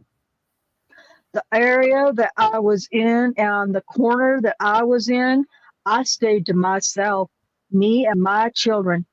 Several other blocks. Yes, sir. Okay. Your car's running in the street at approximately midnight, correct? Yes, sir. And you understand what a police car looks like. Yes, sir. And you understand what the duty that these police officers are sworn to do here in Oklahoma City, don't you? Excuse me? They're sworn to protect and serve the citizens of the state of Oklahoma and Oklahoma City. You know that, correct? That's what I thought they was supposed to do. And police officers are sworn to keep people safe, correct? Unfortunately, they don't. That's not my question. Is it your understanding that police officers are sworn to keep the community safe? No comment. Is it you don't like the police, do you? What do you mean I don't like the... You don't like the police. What do you mean I don't like the police? You've never liked the police, have you? How do you know? I'm just asking, do you like the police? Oh, I love them. You love Jesus. them? You love them? No audible response. Do you recall these questions being asked and these answers being given while you were under oath in this matter at the preliminary hearing back November the 17th of 2014? Do you recall testifying under oath in that matter? Don't remember. You don't remember anything about being sworn in front of a judge and swearing to God that you were going to? Oh, that was that day? Yeah, I do. So you do remember that. Yeah, I remember coming to court. And you remember Mr. Gieger asking you several questions, and I asked you several questions. You want me to respond to that? I do. Yeah, I remember you asking me questions. Okay. And did you not tell me on that day that you do not like the police, or you did not like the police? I don't recall that. Can't remember that one. Judge, I actually have a wrong book. Can I have just 1 second? Do you recall these questions being asked and these answers being given while you were under oath? Page 184, line 15. Question by me. And I think you made your feelings pretty evident is in that you don't like the police. Answer. No, not that I don't like them. I just don't deal with them, period. I don't. Do you recall that answer being given? Objection, Your Honor. It's not proper impeachment. Okay, come up. Okay, she was asked whether she made those answers, and she said she didn't remember. And I was refreshing her. I understood him to say, didn't you tell us at prelim that you did not like the police? That's not what she testified to. She testified to, I don't remember. She said, not that I don't like them, I just don't deal with them, period, was her testimony. So I don't believe he's asked the proper predicate question in order to use the transcript to impeach her. I'm being very delicate here. First of all, I purposely did not hardly even object during Mr. Gieger's because I was trying to let him get what he needed out of her. I'm trying to treat her with kid gloves at this point. I could literally sit here all day long and go through this line by line, and it would be torture. But I don't intend on doing that. I'm simply trying to make a few points, and I'm done with this. But I mean, if I can, I'm trying to treat this witness with kid gloves, and I guess I'll just take them off because I don't know how to. When she's telling me she's getting to be a smart aleck over here, and she's looking at me and she's challenging me, and I'm trying to be professional as I can about it, but she's put me in a position that I'm just going to have to. Well, the objection goes to the foundation of an impeachment from the preliminary hearing.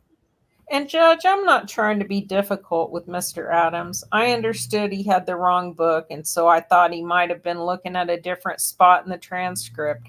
It's just that she said she doesn't remember saying, I don't like the police, and I don't think that's what she said, and that's the reason I objected. I'm not taking issue with the way Mr. Adams is cross-examining. I just want to be fair to her, because then I'm going to have to get up and say, that's not exactly what she said, but I'm giving deference to counsel because he didn't have the right book with him whenever he started. All right. Well, I'm done. obviously, you can ask leading questions. If you believe you can impeach her with a prior inconsistent testimony from a preliminary hearing, then Okay. we'll do it. Now, after Detective Gregory provided you with a date that you started telling him about the car running out in the street at approximately midnight, correct? Yes. And you understood, and you understand that to a police officer could have looked a little suspicious in this neighborhood. Yes. And so two police cars actually pulled up to your residence, and you've described where you say they parked, correct? Yes. And you testified that you were not driving. Who was on the passenger? I can't remember if it was me or my best friend on the driver's side or Angela on the driver's side. I can't pinpoint that at this time. So is it possible you were driving? I wasn't driving because the car wasn't moving. Were you sitting in the driver's seat? Were you sitting in the driver's seat, Miss Barnes? I don't remember. So you just don't remember where you were sitting back in February of 2014 when you were approached the first time by Officer Holtzclaw. That's what you're telling this jury? At this time, I do not remember. Thank you. Okay. The truth is, you have testified that you don't like the police, correct? I don't remember. Okay. Do you remember these questions being asked and these answers being given back in November of 2014 while you were under oath? Page 178, line 17. Question. Why didn't you think about anyone would believe you, ma'am? Answer. To be honest, I don't like the police and I try to stay away from them as far as I can.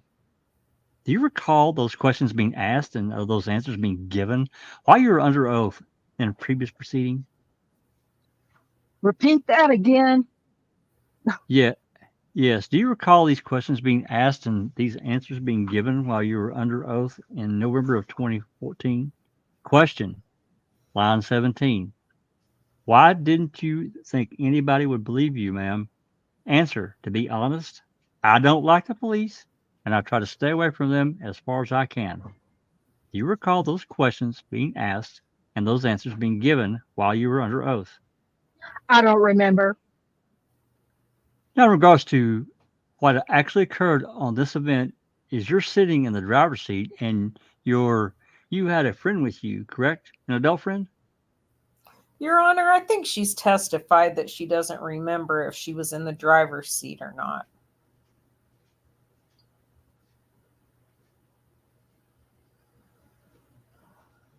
The court. Okay. Form of the question.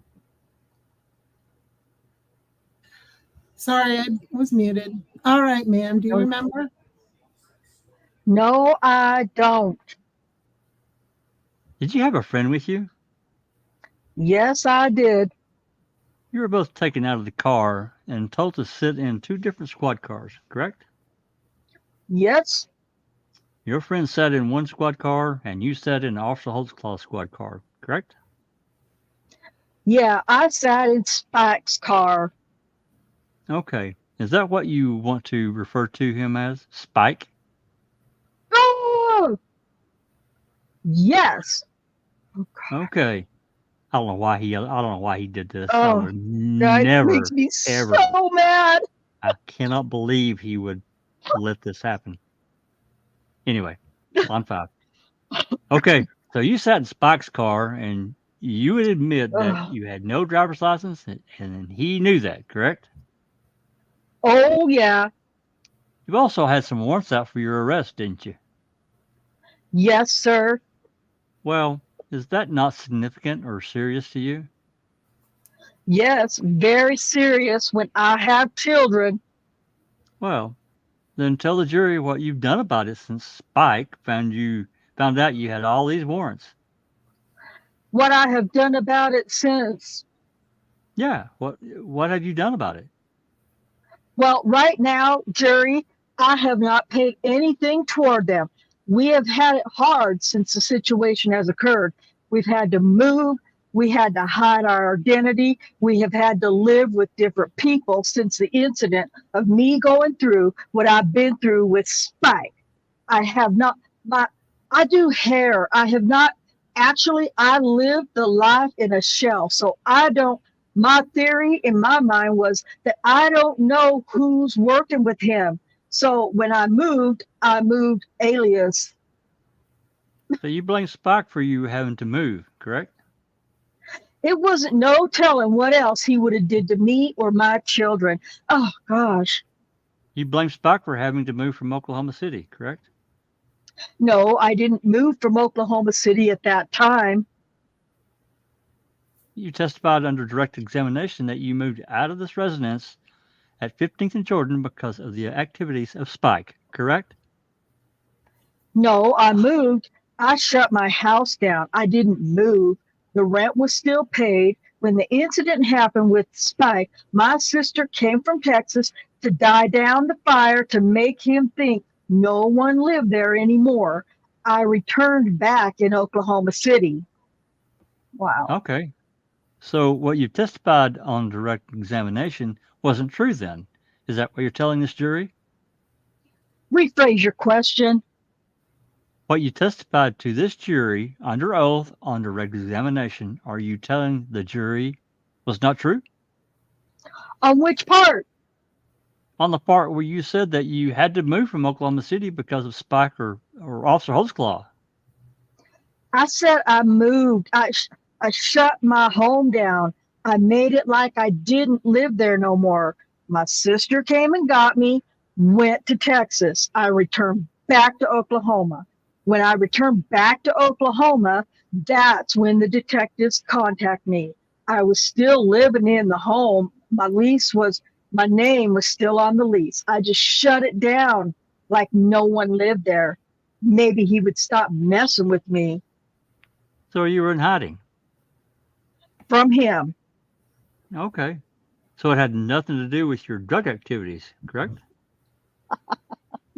What drug activities? Nice. You don't know what I'm talking about when I say drug activities? What drug activities? You have any clue of what I'm talking about when I'm talking about you being involved in drug activities? What drug activities? Be Pacific. Okay. You want me? Okay, I will be. Now, you testified to this jury that as recently as last night that you took some prescription narcotics prescribed by a doctor, right? Actually, it is a Seroquel. Actually, it ultimates your mind. Actually, it comes from my psychiatrist. Is that prescribed by a doctor? Yes. Okay. You have testified to this jury that as recently as last night, you ingested some prescription medication by the doctor, correct? That doctor had given you. Of course, you have to take it by the doctor because it's prescribed to take it. And I'm assuming that this same doctor that has prescribed these what they are pills for you also prescribed PCP? I'm surprised he didn't get an objection on that. Yeah, I know. Well, it's coming, but oh no, the PCP was taking place about four weeks ago. God, whatever. The PCP that you tested positive for about 2 hours ago, you're now saying you. Your Honor, can we approach? I also Can we approach? spoke on it. All right, hang on just a second, ma'am. Hang on just a second. Your Honor, my objection is to relevance at this point. Counsel started his exchange by saying, didn't you move back away from your house because of your drug activities at your house? And she said, what drug activities? And now we've gone into her drug test last night, and whether or not she put her prescription drugs, which she hadn't denied, but now we get into drug tests, which, I mean, she's admitted to it. She admitted she took drugs. She admitted that she had problems this morning, but he's really not being fair to her whenever he says you moved back, you moved away from your drug activities. And she challenges on it, and then he jumps to this other. So my objection is, number one, relevance as to going now into any more detail about her drug use last night. She's answered those questions, and to go any further, that is just not proper impeachment in my opinion. Respond. Yeah. Oh, yes, Your Honor. First of all, they are the ones that made a big deal about how her having to move out of Oklahoma City because of Officer Holtzclaw, and she's requiring me to call him Spike, by the way, but also Holtzclaw's actions. She has for the first time said now that Officer Holtzclaw on this third event, whenever she moves the very next day, she's saying he knocked on the door and started talking about he had confidential informant that that's talking about her selling $20 rocks. Obviously, I think she was feeling heat from her drug activity, and I asked her about her drug activity, and she challenged me. She said, quote, "What are you talking about? Be more specific," end quote. So I'm being more Not specific what she with said. her. Sorry. Yeah, specific. I'm being more specific with her. How is that not impeachment? And is exactly what impeachment is all about. Is beyond me. But she's the one that challenged me, and she's the one that wanted me to get into it, and I'm getting into it with her. I told the court earlier I didn't want to do this, but she continually challenged me, and I have no alternative at this point but because to zealously represent my client and bring out the truth in this matter. Your Honor, just so the record's clear, in the police reports, talking about the third event, she said in the police report she opened the door. He asked what she was doing. She said she was cooking dinner for her kids. Officer Holtzclaw stated, "Can I come in?" Tabitha told him no. Officer Holtzclaw said, "So you're not going to let me in? I need to search your house for drugs." She said, "No, you already been in my home to look." He said again, "So you're not going to let me in?" Then he mumbled something. And then what she didn't mention is, "You haven't paid those fucking tickets." Then he said, "I'll be back." So I don't know that it's, I'll admit the $20 rock is not in here, but I don't know what she's being inconsistent in, that there was any specific discovery violation.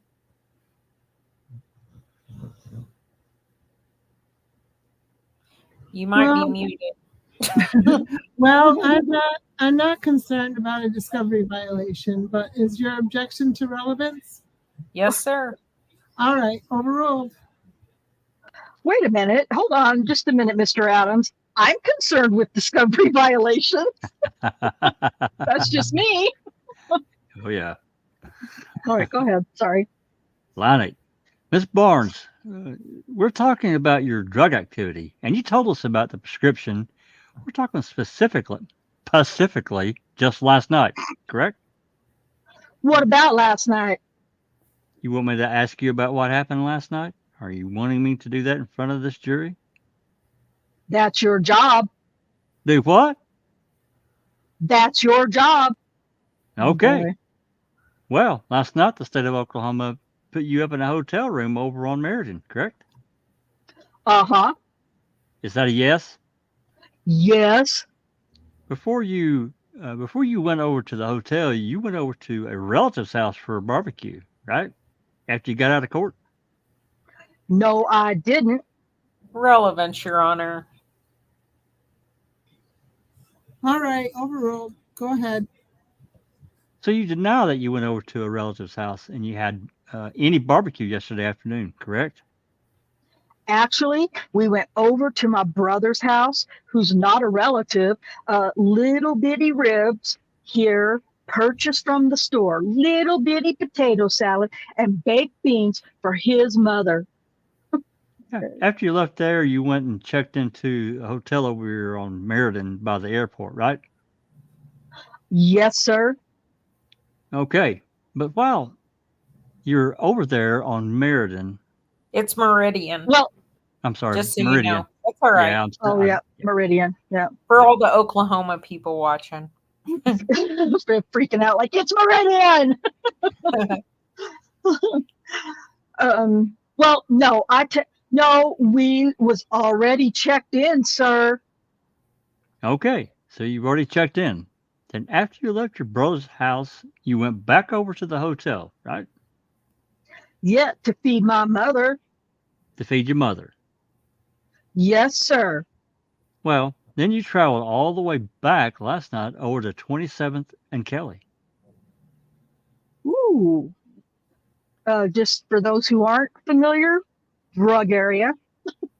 To meet my girlfriend. So you were on Meridian over here by the airport, and you drive all the way back over here to the northwest side to 27th and Kelly. This was just last Northeast night. side. Sorry. Yeah. Northeast side to 27th and Kelly. This was just last night. Uh-huh. And you go to a convenience store. Uh-huh. Actually, I wasn't driving. I was riding with someone. Your sister, right? Yes. And then you went into the convenience store and you got some PCP. God dang it. Oh my God. Oh my God, is he for fucking real? Come on now. He's talking about her being a smart aleck. Oh my God. T1 wants you to, Jack, T1 wants you to be Pacific with those Yeah. names. Oh, no, Yeah. it's Stuart King. Sorry. He was. Well, I mean, I really think between all the prior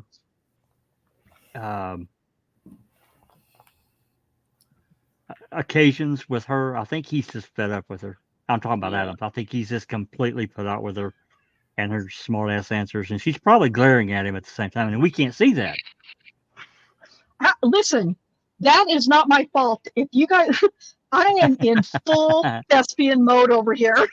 There If you you go. can't see it, if you can't feel me, Right. Can you feel that through the screen? Jesus, this is insane. It's been a long time since I've read this, and I forgot how much of a beast she was. God. Yep. So for everybody in the chat, normally I would be highlighting comments, but I can't because I'm scrolling and reading. So Yeah. I'll catch up as quick as I can as soon as we get done here in a few minutes. But anyway, yeah, this is went to the convenience store and bought some PCP. Yeah, you have to show your ID for that though, and I didn't have the ID. So I went in the convenience store. I went in the convenience store and got some PCP. Is that what you just said? Is that what you did? Prove it. Well, I wasn't there. But if you want me to prove it, you did consent this morning after all this brouhaha. Am I saying that right? Brouhaha. Brouhaha. That we're about to get into. That you're agreed you'd go to take your urinalysis sample, correct? Yes, I did. I was willing to go take one. But also, I informed them I was going to test hot because I know what I did before I came to Oklahoma City. Okay. Actually, you told us that you were going to test hot for some prescription drugs, didn't you? No, I didn't. You didn't tell us that. Prescription, as far as my Celexa, my Celexa, Seroquel, and my hydrocodone. You told us you were going to test positive for. And Hey, just a minute, Miss Barnes. I'm going to let you finish your answer as soon as I can finish my question. You told us that you were going to test positive for some prescription narcotics, correct? and I also told them that I had before I came out here, I hit one, I hit some PCP and some marijuana, and it was on a blunt stick. I can't. You told Killing me. So you understand that And I let them know ahead of time I was gonna test hot. you understand that in the room when we were talking was back there behind the door, right there, right? You understand that there's a court reporter in there the whole time. What? Do you remember that? What court? Which room? Do you remember this lady right here who is taking down everything we say, being back in the room when we were talking to you about taking a urinalysis test this morning? I wasn't paying attention. So you don't recall her sitting directly across from you? I don't look at everybody. Do you recall the judge being in there? Yes. Okay. And do you recall Mr. Gieger and Miss McConnell being in there? Mr. Gieger, Miss McConnell? Yes. Do you recall them? I was focused on the judge. Oh God. Okay. All right. I would be too. Do you recall Mr. Gray being in there? I was focused on the judge. Thank you. Okay. So you don't recall Mr. Gieger or Miss McConnell or Mr. Gray. Is that what you're telling us? This states her testimony. I can't see the transcript. Yeah, it's not on the so I screen. don't It's know. not on the screen. Oh, where is it? Wait, I what? don't know. You turned it. You You turned just it let- off. To us. I didn't. Oh, Yeah, Jesus, that's I'm okay. sorry. I forgot to put you back in. Sorry. I'm so sorry, Cherie. Oh, gosh. No problem. Line 15. Okay. You can answer the question if you recall. What's the question again, sir? Seriously. See how big of a smart ass she's been. Okay. Mm. Is it your testimony that you do not recall this morning Mr. Gieger, Miss McConnell, and Mr. Gray being in that room? I recall I was paying more attention to the judge than Mr. Gieger. I'm not fixing to sit up here and lie for you. Oh, my God. I know you're not. Uh-uh. So my question is very simple. Don't recall. You don't recall. I was focused on the judge. Thank you. All right. Mm. Do you recall me being in the room? I wasn't even looking at you. I wouldn't know you from a can of paint. Oh, God. Okay. My wife says the same thing sometimes. But in any event, we had kind of explained to you that this wasn't really going well this morning, right? We're having some issues. Do you remember that? Yes. And the judge, first of all, before we started all with that court reporter, I actually got to sit down and visit with you about what transpired last night, right? Oh, God. Oh my God. She pulled the racist card. Y'all look alike. Oh, my God. Okay. Y'all look alike. I don't know who I was talking to. Oh, Yeah. good grief. Sorry. Take that. Oh, my God. Wow. That's terrible. It is terrible. When y'all look alike, when you say quote unquote y'all, who are you talking about? You want me to be honest? Yeah. Just like you speak on all African Americans look alike, all Caucasians looking like, oh my God, I'm dying right now. Just for everybody who might just hear this out in the universe, I am reading from a trial transcript in court. These are not my words. Nope. Yeah, somebody's Oh just my, got this on and listening in. Yeah, this is directly oh, from a actual trial in court transcripts. trial transcript. Yeah, this is not a fake. Oh my Okay, gosh. line All right. 23. When did I ever say that? You just said I was talking to you, so I don't remember talking to you. So now you just said we all look alike, and I'm asking who is quote unquote we all. To be honest, to be really honest, sir, And I would appreciate that. I don't remember. First of all, if I knew you on a daily basis, I've seen you every day, just like I've seen Spike on a daily basis. Oh my God. Yeah, I know you. There was so many people talking to me in the room. No, I don't remember talking to you. So you don't remember having approximately a 30-minute conversation with me about what transpired at the hotel last night? I don't know I don't know who you was. I probably wasn't even focusing in on you. Were you listening to any of the words I was asking you? No comment. Do you remember any of the answers that you told me? No comment. Was your sister in the room too? No comment. What the hell?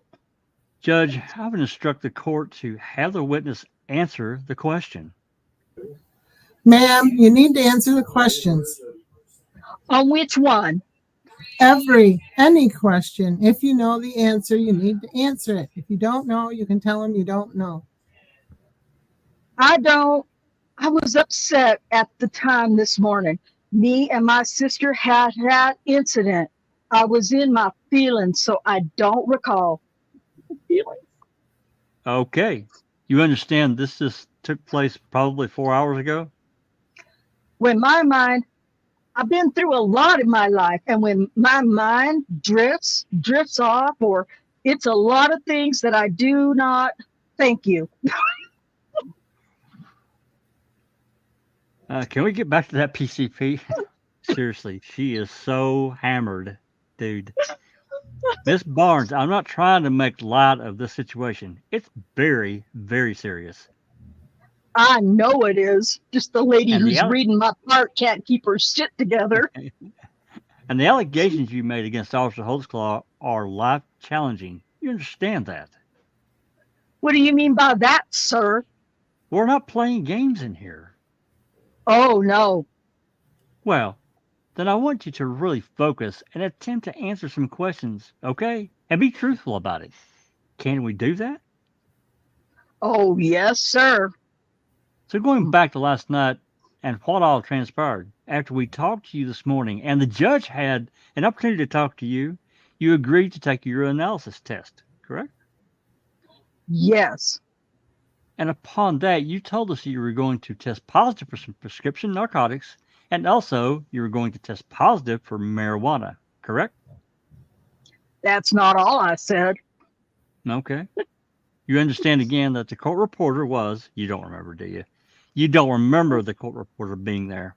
But in any event, if the record reflects that you never said anything about PCP, would you dispute? Yes, I did. Just let me finish my question and I'll let you finish your answer. If the transcript is crystal clear, you never mentioned PCP this morning when we were talking about you taking a UA. You're not going to accuse this lady of lying as she's taking things down, are you? I admitted when I don't see her right now, but she went with me to take the UA. I said, I'm not going to lie. Before I came here, I smoked some marijuana in a blunt stick laced with PCP. I did not lie. I said to her, I will test hot because it's not only been like 5 days. Okay. So I told the truth. Whenever we ask you all those questions back in the room, regardless of what you did or didn't say, you agreed to take the UA. You took it, and you would agree that it came back positive for all the prescription narcotics you've talked about, and it also came back positive for PCP, correct? I let them know that before I even came back. Are you high right now? No, I'm not high. I'm just not fixing to sit up here and play your games. I'm not trying to play any. I'm not trying to play any games. Yes, you are. No, I'm really not, and I'm not going to sit here and argue with you. Well, do your job. Fuck. Yeah, about time the judge stepped in. All right, hang on, ma'am. Let him ask a question, and we'll make sure you get to answer. If something needs to be cleared up, the attorney for the state will be able to get back and ask you questions. Yes, sir. Let's don't talk at the same time. Yes, sir. Thank you. Last night at the hotel, after you went down to the front desk about 1, didn't you? Yes. Okay, and you went down there and you needed some feminine products, and Your Honor, I'm sorry. Mr. Adams. All right, ask another question. there you ended up having to get another room last night, but no one could find you this morning, correct? Can I approach? Boy, Come he on. doesn't want this in at all. Nuh-uh. I realize gonna- that this witness is being difficult. I understand really? that. But now to go into, did she get stuff at the store? Did she get an extra room?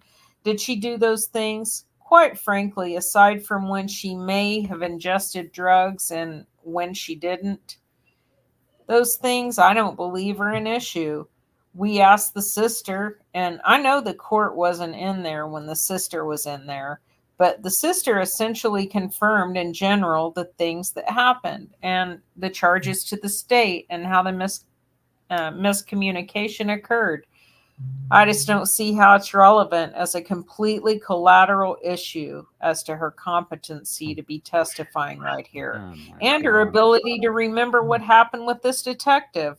I mean, this defendant, in order to now go through the long litany of questions about what happened at the hotel in regard to t-shirts and food and charges to her sister's credit card. So my objection is irrelevance on that. On that, we've gone through the issues related to her drug use. Judge, and I want the record to be crystal clear on this because I suspect there's something going on here. I was told this morning by Mr. Gieger that they were having issues with her, which clearly they were. When I had an opportunity to visit with this witness, and Mr. Gieger was present in the room, she talks about all this bizarre stuff happening, and that basically the guy just went and told her to go have a free run in the convenience store there.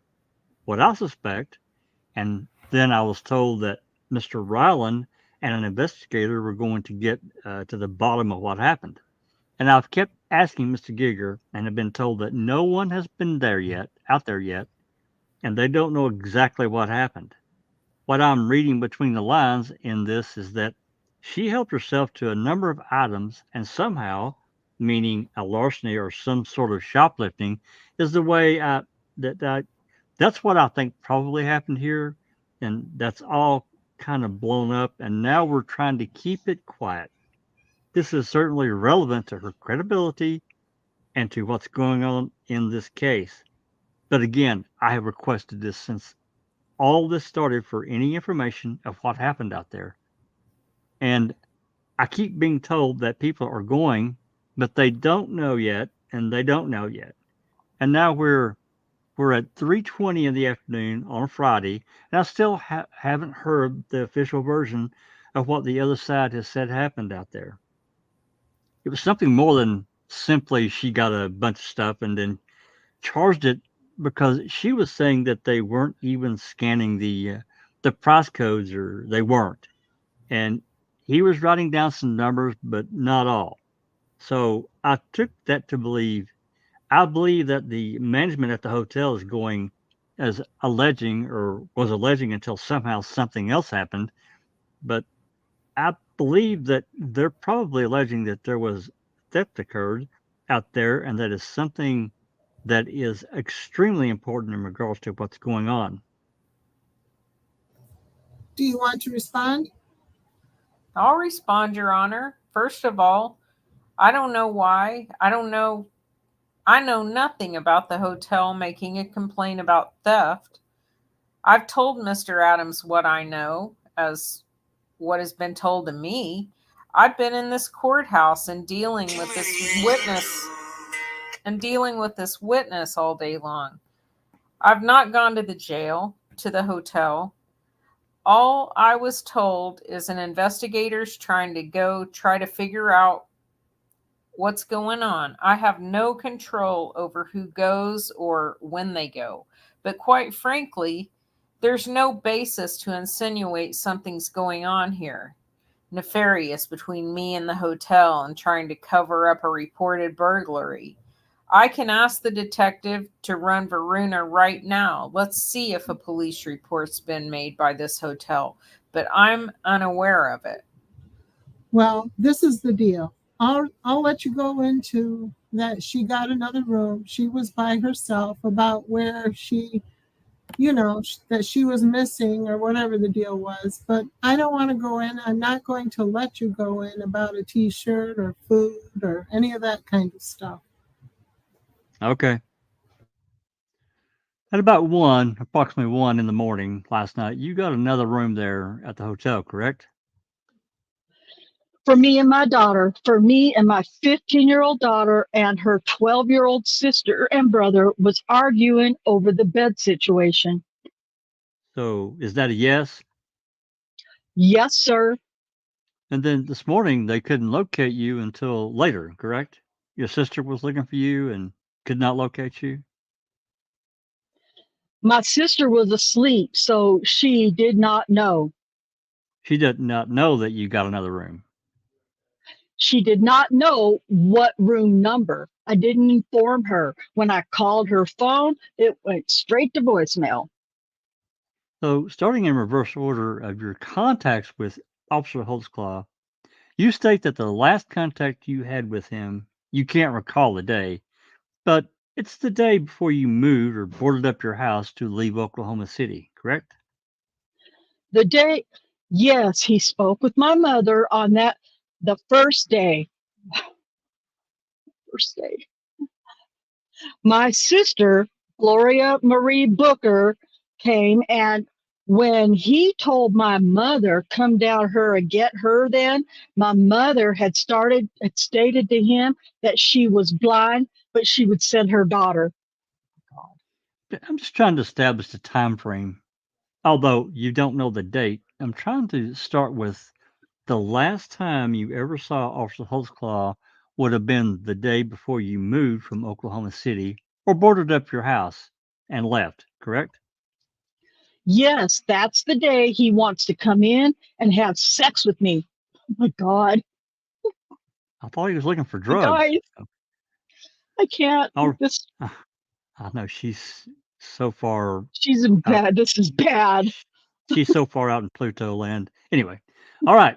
So that's where he told you understand as a police officer that he's there to protect the citizens of Oklahoma City, correct? He's there. He's there. After what he done to me, he wasn't there to protect nobody but his own self. But he came to your door and told you that he had an informant to tell him that you just sold a $20 rock of crack cocaine, correct? That was a lie for the simple fact I don't deal with crack cocaine. Ma'am, listen to his question and just answer the question. Yes, sir. You say your last contact with Officer Holtzclaw, he knocked on your door and told you he had an informant tell him that you'd sold a $20 rock of crack cocaine, correct? Yes.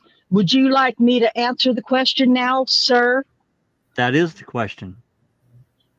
Are you you want That is the you want me to answer it? Now, I want you to answer my question. That's what happened, correct? He knocked on the door and told you that the informant told him that you had just sold a $20 rock of crack cocaine, correct? Yes. Would you like my response? You just given it to us. So then what happened?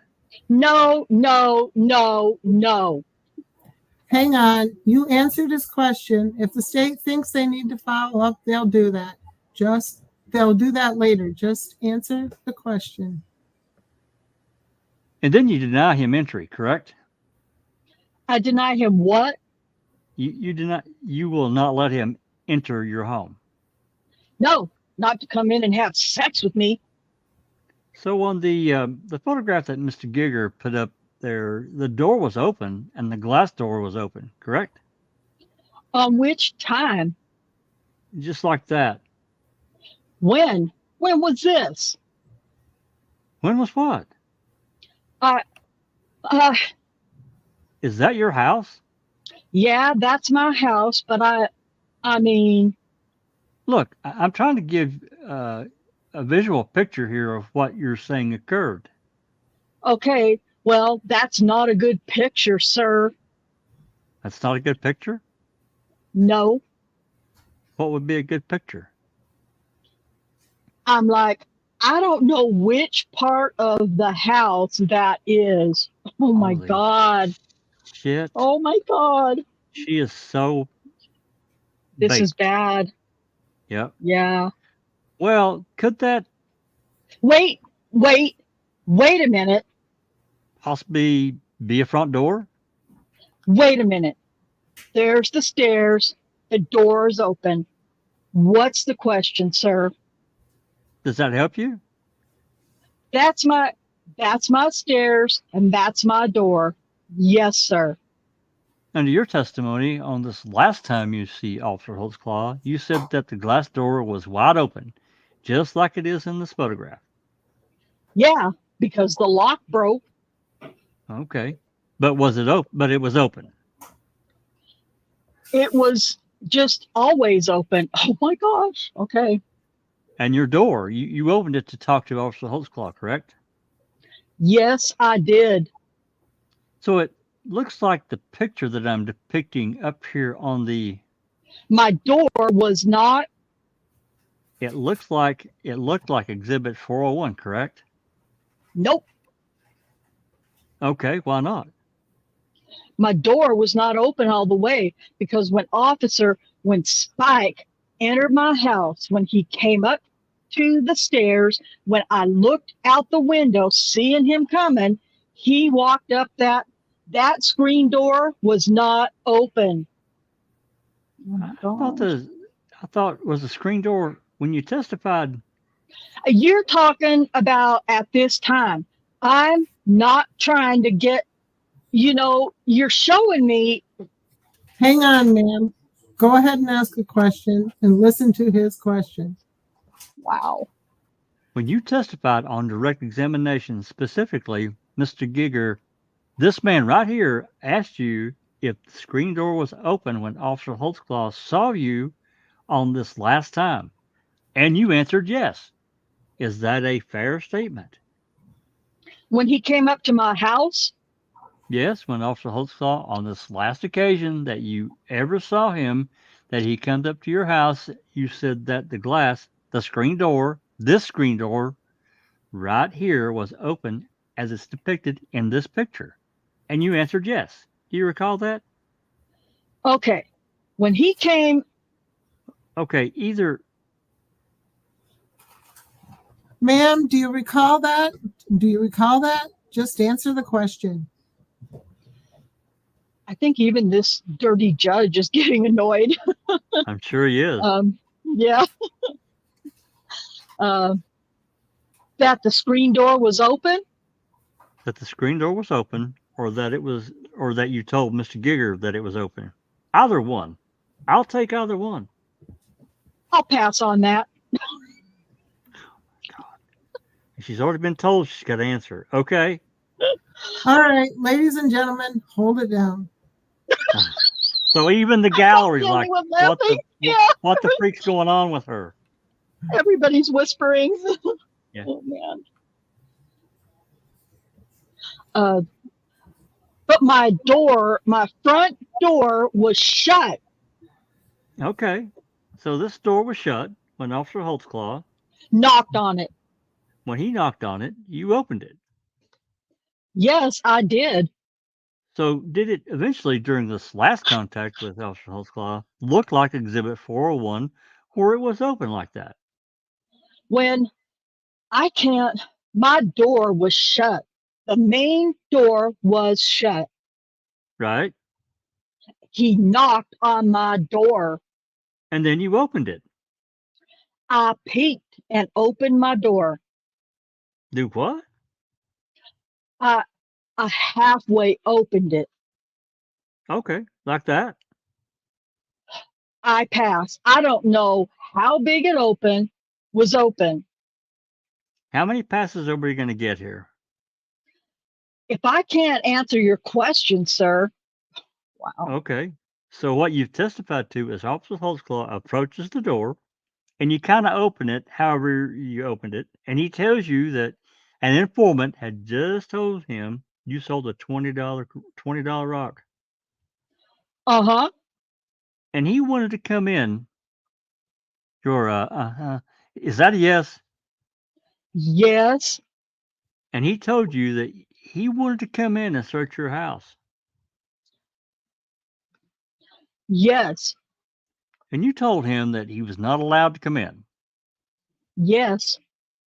And he told you, and you were on the phone with your mother at the time. I called my mother, and I told her he's back and trying to come in my house. Actually, he asked me, "What are you doing?" Okay. So he didn't start out the conversation that you were selling crack cocaine out of your residence with your kids there. He just came up there and asked you to let him come in. Well, he knocked on my what? When he knocked on my door, he was like, "What are you doing?" And I was like, "Nothing." He was like, "You gonna let me in?" And I said, "No." I said, "No." He said, "Are you not gonna let me in? One of my informants told me you sold a rock today." I said, "Come on, you could have came with something better." I called my mother. I said, "Mama, this Spike is back at my door trying to come in now. I've already warned my mother that he has touched me." She said, "Put him on the phone." I put him on the phone with my mother. She said, "Why are you harassing my daughter?" He was like, "Well, come down here and get her then." And she informed him that she was blind, but my daughter will come get her. Wow. Okay. So is it your testimony here today that you put your mother on the phone with Officer Holtzclaw? I had no other security. Yes, I did. And you understand that your mother has testified here in court today. You know that? Yes, I do. In any event, it's your testimony that he says, come on and get her. Yes, he did. That's what Officer Holtzclaw said to you. And handed me back my phone. The So he phone. actually held your phone. I gave it to him. Okay. So and then you did continue to talk to your mother. I told her I'd call her back. He said, "You're not going to let me in?" I said, "Go get the task force and come back. If I sold a rock, go get the task force and come raid." My sister picked me up the next day. Never seen him again, but one time. When I got back, Spike oh my God, Spike came walking up to my house. I peeked out the window, laid on the floor. A couple months later, I got a knock at my door with Detective Gregory. Oh, Jesus. I'm Wow. sorry, guys. That's insane. That's a new one too, right? Yes. Okay. Well, there's a lot of time in there, but let's go back a little bit. You testified that you told Officer Holtzclaw you actually challenged him to go get the task force. Uh, go get the what? Go get the task force. The drug task force. That's what you just told this jury. You told him to go get the drug task force and come back to your house. Exactly. If he found if okay, he just pretty much told me. All right, ma'am. Your Honor, I would, Ask another question. after you told him to go get the task force, you understand that the task force is a specialized force here in Oklahoma City that deals in illegal narcotics, correct? Yes, sir. And you understand that they do a lot of raids on homes, on drug homes, on people who are selling dope here in our community, correct? Yes, sir. And you have now challenged a patrol officer to go get the task force and come hit your house, right? Can I speak? Just answer the question. Answer yes or no. Yes, I did tell him that. You know, after you challenged an Oklahoma City police officer to go get the task force and come hit your house, you moved. Yes, I moved You boarded up the house and you got out of Oklahoma City, away from Spike. away from your house where you had drugs. Your Honor, I'd object to the form of that question. There's not been evidence that she had drugs in her house. Overruled. He walked through my home. If any drugs was in my home, he would have found them. Well, he didn't walk through your home on that day, did he? He walked through my home the day before when he pulled Terry Williams out when he came in unwillingly. Let's talk about that one. That would have been your second contact with Officer Holtzclaw. Who? Spike? I'm going to call him Officer Holtzclaw. About fucking time. I call him Spike. Call him whatever you want. Yeah. Now, when Officer Holtzclaw came to your house on that evening, it's your testimony that you weren't there when he first got there, correct? I wasn't. Okay. You were gone and your daughter was with you, correct? And yes, sir. And so she wasn't there. No, sir. So she didn't have to go in the house and get you out. No, sir. And you understand that she's testified here today, too. From my understanding, sir. And so, under your testimony, is that Officer Holtzclaw is already at your house when you pull up and you notice that there's a black male laying by the telephone pole in your front yard. Yes, sir. Yes, sir. And Officer Holtzclaw says, Tabitha, come here, correct? Yes, sir. When he pulls up or when he's out in your yard, under your version of events, correct? Repeat that, please. Under your version of events, he's already there and you pull up and he tells you to come here. He tells me to come here, but I'm more concerned who's laying in my yard. Because there's somebody who's laying in your yard. That's what I thought, it's a man laying in the yard. Don't you think you should be doing your Oklahoma City duties? God. The second contact that you had with Officer Holtzclaw was after your house was burglarized, correct? No. Yes. No, but yes. Okay. Someone had kicked your front door in and gone in and stole the microwave and some food, correct? And whatever else he could get, which wasn't nothing, too much of nothing. Can you explain to this jury, so under your version of events, you asked Officer Holtzclaw, what's that guy doing in my yard? And he walks over to the guy and kicks him and tells him to leave.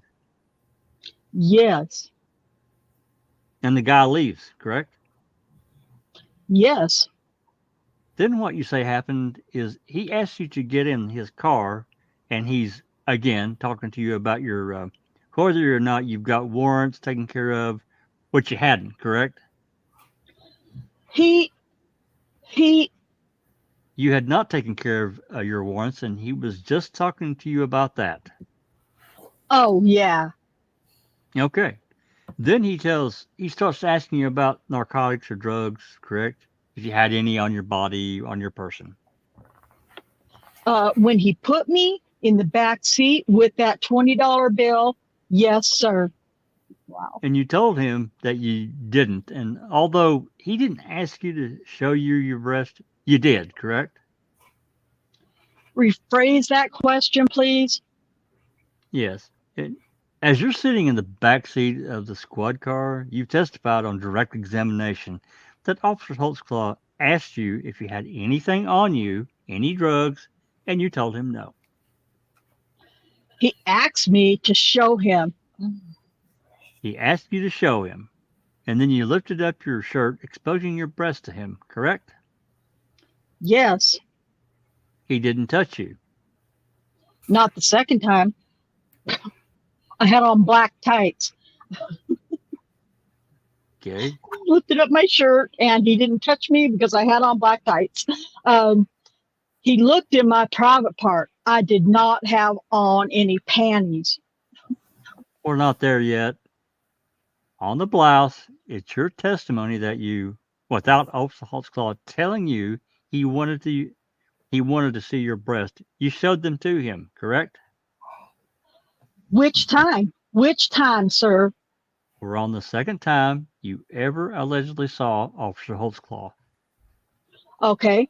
What about the second time? I'm sorry, I didn't hear you. Okay. We're talking about the second time you allegedly saw Officer Holtzclaw, where you said that you exposed your breast to him. Do you recall any of that? Yes. Okay. You again would agree with me that he didn't ask to see your breast. You lifted up your shirt and showed them to him, correct? He asked me, what did I have under my shirt? What do you have under your shirt? Do I have any drugs under my shirt? And you told him you did. Yes. And then you lifted up your shirt and showed your breast to him.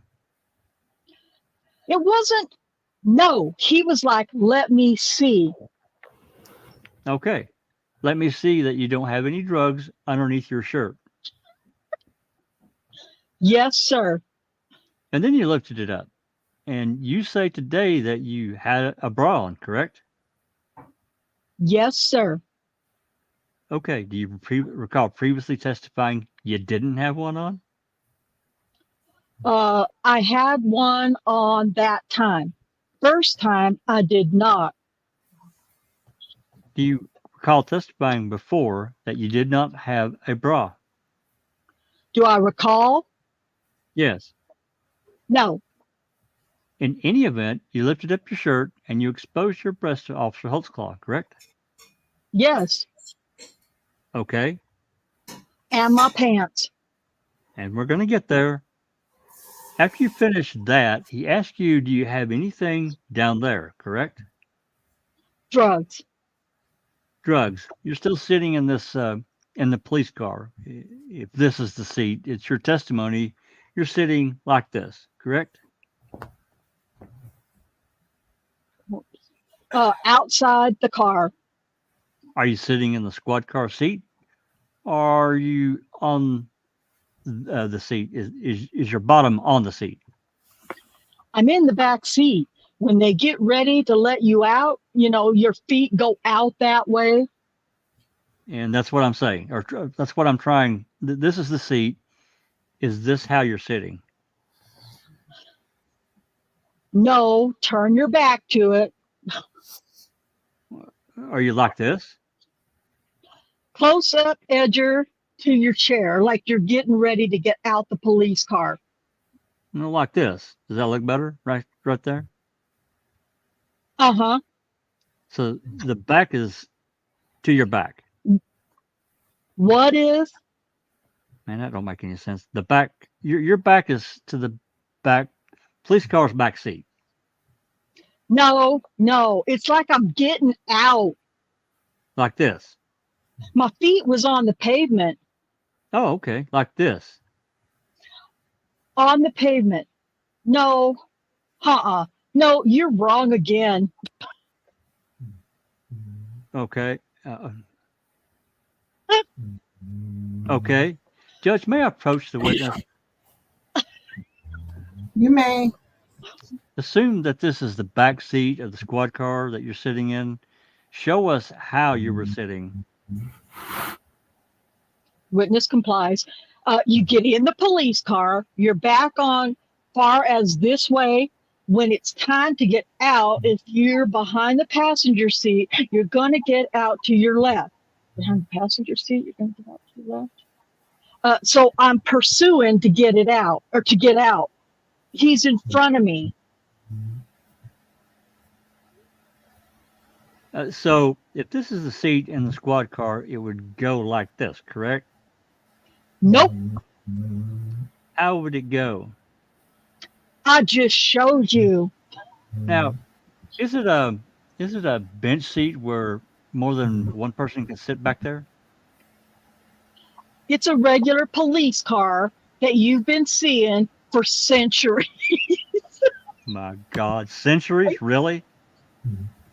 Is it a bench seat where more than one person can sit in the back seat? I'm not an expert when it comes to cars. Are you an expert of whether or not more than one person can fit in the back seat of this car? I can't recall that, sir. Let's use your common sense then. Can more than one person sit in the back seat of this squad car that you're saying that these things happened? Let's use my common sense. A four-door car, you have... All right, ladies and gentlemen, we're going to take a break. It's 3:45, so what we'll do is take a 15-minute break. Regular admonishments to the jury. Okay, hold on. All right. So, oh gosh, we've been at it almost 2 hours and 40 minutes almost. There's still about another 32 pages to go. I'm going to leave it up to my panel and to my chat, actually, to the chat. If you guys are I can't even talk anymore. Interested in us completing the rest of her testimony tonight. I mean, like I said, about another 32 or 34 pages, something like that. So, panel, chat, what do y'all think? It's up to everyone else. I'm game if you all are game. If you want to break and do it, next time, that's okay too. Yeah, I don't care either way. I'd like to complete it if you all don't care. T1 says it's up to the panel. Huh? I said T1 says it's up to the panel. Yeah, I mean, you said, what is it? You said about 30 pages? Yeah, I think about 30, 32. That's roughly, 30, 35 minutes for, all right. Stay on cue. Okay, let's soldiering on. Yeah, let's just get her done because next week next week we're going to read testimony from Rocky Gregory concerning Tabitha Barnes. So thanks for the warning. Yeah, just getting you guys prepared. She is a terrible witness. Person. Terrible. She's a terrible person. Well, that too, but I'm just saying that it's every question she wants to argue about. The most simple of questions, it's an argument. And she thinks she's being really slick, and she's sounding ridiculous. She's coming off like a fool. I mean, I think, Cherie, she's coming off like a fool. Yeah, it's true. Well, yeah, she thinks she's being slick, and I guess she thinks she's playing to people who are really interested in hearing the garbage that she's saying. So, which is just, I'm just not going to lie. If I was on this jury, not only based on her lies and inconsistencies, I would find him not guilty on her charges just because she's such an evil, lying, inconsistent individual who's high on PCP at the very moment she's testifying against this man. Oh yeah, she's baked. There's no doubt about it. Yeah. Okay. And she All chooses right, to answer only Pacific questions. So Only Pacific ones. Yeah, okay. So Okay. they're excused until 4. All right.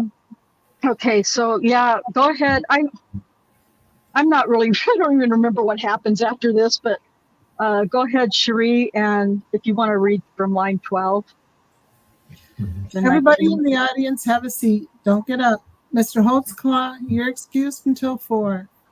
Ma'am, you can step down. Mr. Gieger, help her out. Ladies and gentlemen of the jury, you are excused until 4 o'clock.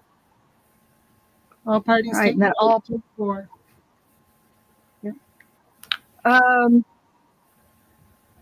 Okay, so I guess there's still more testimony. Oh gosh. Okay, let's knock it out, guys. All right, let the record reflect members of the jury are present. Counsel for the state, counsel for the defendant is present. Ms. Barnes, if you'll retake the stand, let me remind you that you're still under oath. You may proceed, Mr. Adams. Okay, we're at line 8. Okay. Ms. Barnes, when we broke, we were talking about the second incident, or the second occasion that you were around Officer Holtzclaw, when you said that you showed your breast to him. Do you recall that? You said what? Can you repeat that, please? I'm just trying to get us a time frame so that we can all be on the same page. You understand that when we took a break that we were talking about the second occasion you had supposedly came into contact with Officer Holtzclaw. And the culmination of that is that you, and I brought out the chair to have you show us how you were seated in the chair or in the back of the squad car, and you lifted your shirt and showed your breast. You remember all that? Yes, sir. Okay. Then there came a point in time you demonstrated for us the way that you said you were sitting in the squad car whenever these events occurred, correct? Yes, sir. Okay. Now, when you're sitting in the squad car and after the breast incident happened, it's your testimony that Officer Holtzclaw said, "What about down there?" or words to that effect. Yes, sir. Okay. And at that point in time, you stated that although Officer Holtzclaw didn't ask you, you had leggings on that you pulled them out so that he could see that you had no drugs. He asked me, did I have anything down there? Okay. He asked you, did you have anything down there? And what did you say? No. Okay. He asked, could he see? And what did you say? No. I mean, I pulled it, I had on leggings, so I did like this. He looked, it was over with. Whenever you say you pulled your leggings out, From the waistline, and you pulled them out, were your feet inside or outside the car?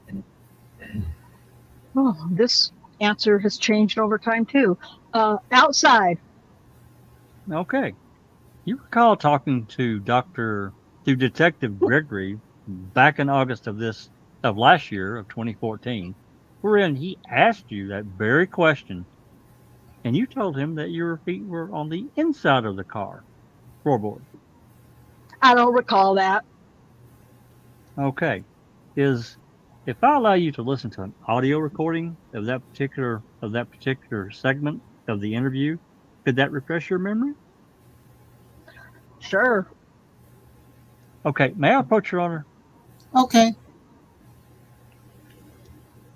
I'm really sorry, guys. I okay, meant to actually have this this part of the thing queued up for you guys to listen to, but I don't, so you just have to go back and listen to it later. It's good. I think we've heard enough. Yeah. She can wear headphones if need be, or I can play it out loud. I have it queued up to the point where Detective Gregory is asking her specifically where her feet were in the vehicle at the time that she pulled her leggings out and did this. And it says she has her feet inside the car. And either I can let her wear headphones and listen to it, or I can just play it out loud, whatever the court would prefer. Well, it's not introduced into evidence, so it probably would be better if she has to refresh her recollection. Headphones are fine, Judge. If you have headphones. It's ready to go. All right, Ms. Barnes, what we're going to do is see if this recording refreshes your recollection as to the question that was just asked. Okay, so it's a recording. Since it's not in evidence, you'll just listen to it with the headphones on, all right? Before you ask any questions, are we done? Yes. All right, go ahead and get your headphones back. Did you hear that okay? Yes. Does that refresh your memory in regards to whether your feet were inside or outside the car at the time you pulled your leggings out? Inside. So it would be a fair statement to say that whenever you talk to Officer Gregory, if this was the back seat, you were sitting in the back seat like this. Yes. Now, on the second time that you're talking about these events happened, you became aware of the fact that Officer Holtzclaw had entered your home, correct? Yes.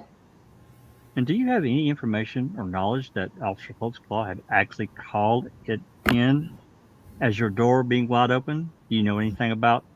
No. I'm just asking, do you have any information or knowledge that Officer Holtzclaw is driving by your home or your house, noticed that your door was opened, and he calls it in? Do you have any knowledge of that? Nope. In any event, when you left that day, do you recall anyone being in your home? Yes. An individual by the name of Terry Williams? Yes. Is that the individual that your kids called stepdad? They call him Terry. Do they also call him stepfather? Sometimes. And if this is back in March of 2014, was Terry Williams, was he your boyfriend at that time?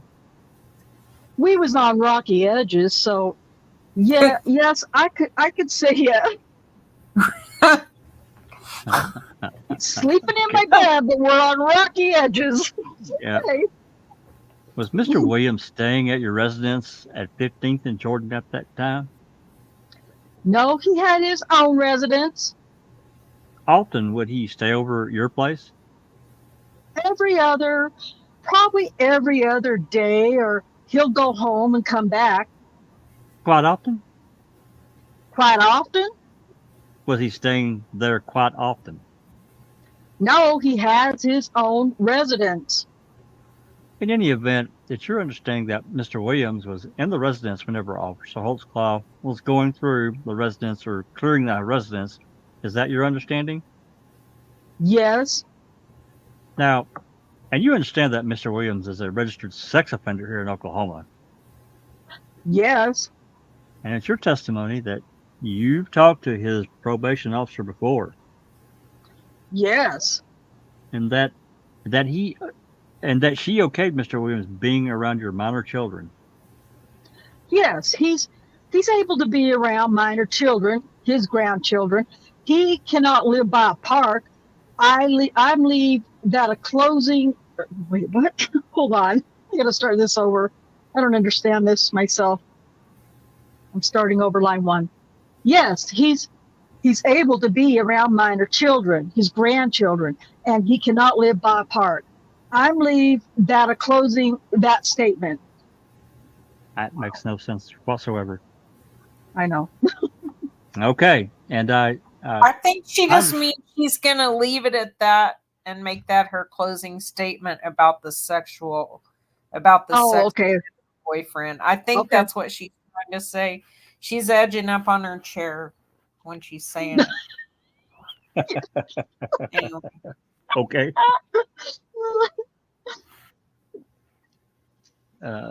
Line 4. Okay. Line 4. Okay. And I understand you say that he's allowed to be around his biological children, but you would agree with me that the house of these children that live with you at your house are his biological children? Not only, I didn't say his biological children. His biological children are grown. Okay. I'm just going to listen to the question. Okay. Are any of the children that lived in your home, any of your kids in March of 2014, are any of those kids Terry Williams' biological children? No. Okay. Now, and then we go to the very first time that you say anything happened or that you saw Officer Holtzclaw. Do you recall the date of that event? Excuse me? Do you recall the month that occurred? The first time you came into contact with Officer Holtzclaw? I don't know the month. I'm sorry. You'd agree with me that after all the events we've discussed, that at no time did you ever call anyone from any law enforcement agency and report any of these activities? No, I did not, sir. You would also agree with me that after the second event or the second occasion you say you came into contact with Officer Holtzclaw, your house was burglarized shortly thereafter.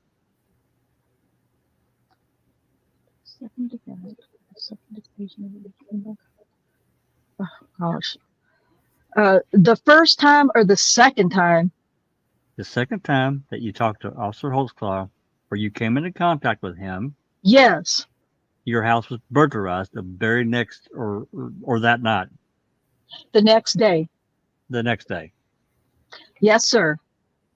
And that Officer Holtzclaw, along with what I think you testified to would be about 9 other police officers, showed up for that burglary. Yes, sir. And the guy was actually coming out of your house with a microwave and some food items, correct? Actually, he was on the corner. But he got taken into custody, correct? Yes, sir. Okay. And in this, while all this is going on, is when you state you pull some female officer to the side in your house. Yes, I did. Okay. And you did not ever tell that female officer nor any other officer that Officer Holtzclaw had ever done anything inappropriate to you. No, I did not. And the very first time that you told anyone from law enforcement you made any allegations of any impropriety between Officer Holtzclaw and yourself, again, would have been in August of 2014. Oh my God. Can you repeat that, please? The first time you ever told anyone from law enforcement, and in this case particularly, Detective Gregory, that anything inappropriate happened between you and Officer Holtzclaw had occurred was in August of 2014. Is that when Detective Gregory approached me? Yes, it is. Yes, sir. Wow. Okay. Now, you've testified on direct examination that Officer Holtzclaw would come over. And just correct me if I'm wrong, he would come over right after he got off work with that stinky cologne. Do you recall that comment? I don't think she said right after he got off work, but that when he came on to work is what anyway, it doesn't matter. Her response, yes. Okay. Is it your testimony here that Officer Holtzclaw would visit your home when he was off duty? Excuse me? Is it your testimony here today that Officer Holtzclaw would come over to your home when he was off duty? No. So where does the statement, I'm just trying to understand the genesis of the statement of he would come over right after he got off work with that stinky cologne. right before his shift. Way I figured his shift was started, because when he approached me, he just like you get out of the shower and get in your car and go. I smelled it and fresh mousse on his hair. Oh my God, okay. So, just so that I have a clearer answer, are you saying he did or did not come over to your house after he got off work? It was when he came on duty. So, what time did he come on duty? I cannot just give you a Pacific time, sir. May I It approach was just Pacific. It was Central. right? May I have just 1 second, Your Honor? May I have a moment, Your Honor? I'm about to wrap it up. All right. God. After you visited with Detective Gregory, you went and retained the services of a local lawyer here to sue the city of Oklahoma City and the police department, correct? Yes, And the name of that lawyer that you hired is a guy by the name of Mark Hammonds here in Oklahoma City, correct? yes, And you told him what happened, correct? yes. Mr. Adams, I'm sorry. I don't know if you're going to ask questions about a pleading. If so, can I have a copy of it too, please? You want a copy of it? If you have one. Mr. Hammonds, on your behalf, after you met with Detective Gregory, instituted an action here in Oklahoma City against Officer Holtzclaw, the Oklahoma City municipality, correct? Yes. And that's been removed to federal court. Are you aware of that? I didn't hear the statement. My eyes was watering. Wait. I knew this was coming and it still caught me off guard. I'm so sorry. My eyes were So watering, so I sorry. didn't hear you. It's hard to hear when your eyes are watering. Yes, Wait. so. Let me read line 20 again without laughing. I didn't hear the statement. My eyes was watering. Could you repeat that, please? Yes, that has been removed to federal court. Are you aware of that? What has been removed to? The lawsuit that you filed against Officer Holtzclaw in the city of Oklahoma City. It's been moved to federal court. Yes, ma'am. And And are you aware of that? I'm just asking. no, I do not. And the lawsuit that you filed against Officer Holtzclaw, you stated that he broke into your home and sexually assaulted you there. We have yet to hear anything like that. Can you explain to me how that is in your lawsuit? No, I didn't say that. Mr. Adams, I'm sorry. Where are you? I'm on page 3, paragraph F. Paragraph F. Thank you. May I approach the witness? May approach. Not in my signature. It's not. I'm going to ask you to take a look at the paragraph F. That's not correct. That's incorrect. You would agree with me that's not true. That one right there is not true.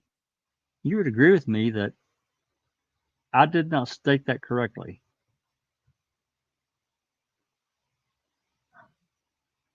Read that again, Jack. I'm sorry. Hold on. Read that again, please. You would agree with me that I did state that. I said did not. I'm sorry. You would Okay, agree with I me was that like- I said I did state that correctly. Huh? I did state what it says correctly. What you just showed me, Yes. who did you get? What you just showed me, that's from my lawyer. Yes, ma'am. It is. That is not what I said. Right. And all I'm trying to establish is I'm not misleading this jury, that I stated what it says in there. Okay. Well, that's incorrect. And I agree with that. It is incorrect what it says. But what I said that it says is correct.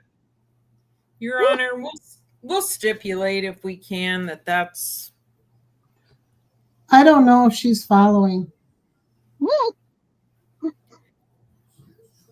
that Mr. Adams is correct. That's what the civil lawsuit says. I'll accept the stipulation. All right. And in regards to what you're talking to, in regards to what you're asking to do in that particular case, you're asking for money, aren't you? I have no comments. Ma'am, you have to answer. You can't say, I have no comment. Yes, And this lawsuit, again, was not filed, or have you even met with Mr. Hammonds until after you talked to Detective Gregory and you had seen the news, correct? I have no memory of that. I really don't remember it. You know, If I told you that the lawsuit was filed in September of 2015, does that help refresh your memory that it had been approximately a month after you met with, actually a year and a month after you met with Detective Gregory? yes, Okay. And certainly way longer after this has been in the news and on the media and things of that nature. yes. Pass the witness, Your Honor. All right. Thank you. Any redirect? Just briefly, Judge. Miss Barnes, if I ask you something you don't understand, I want you to tell me, okay? Yes, Are you really tired of being here?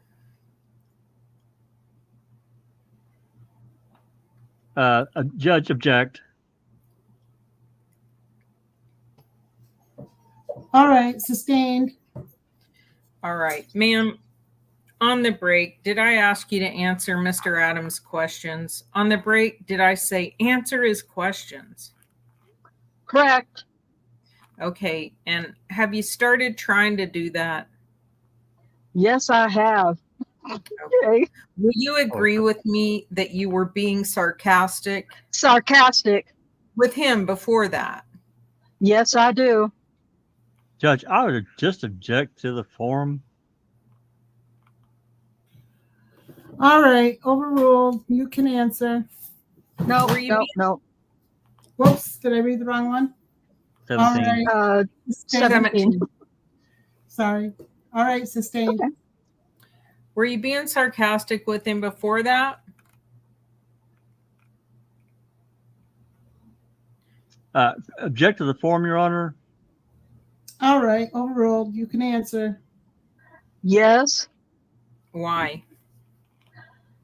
I had a bad morning. Me and my sister had got into it.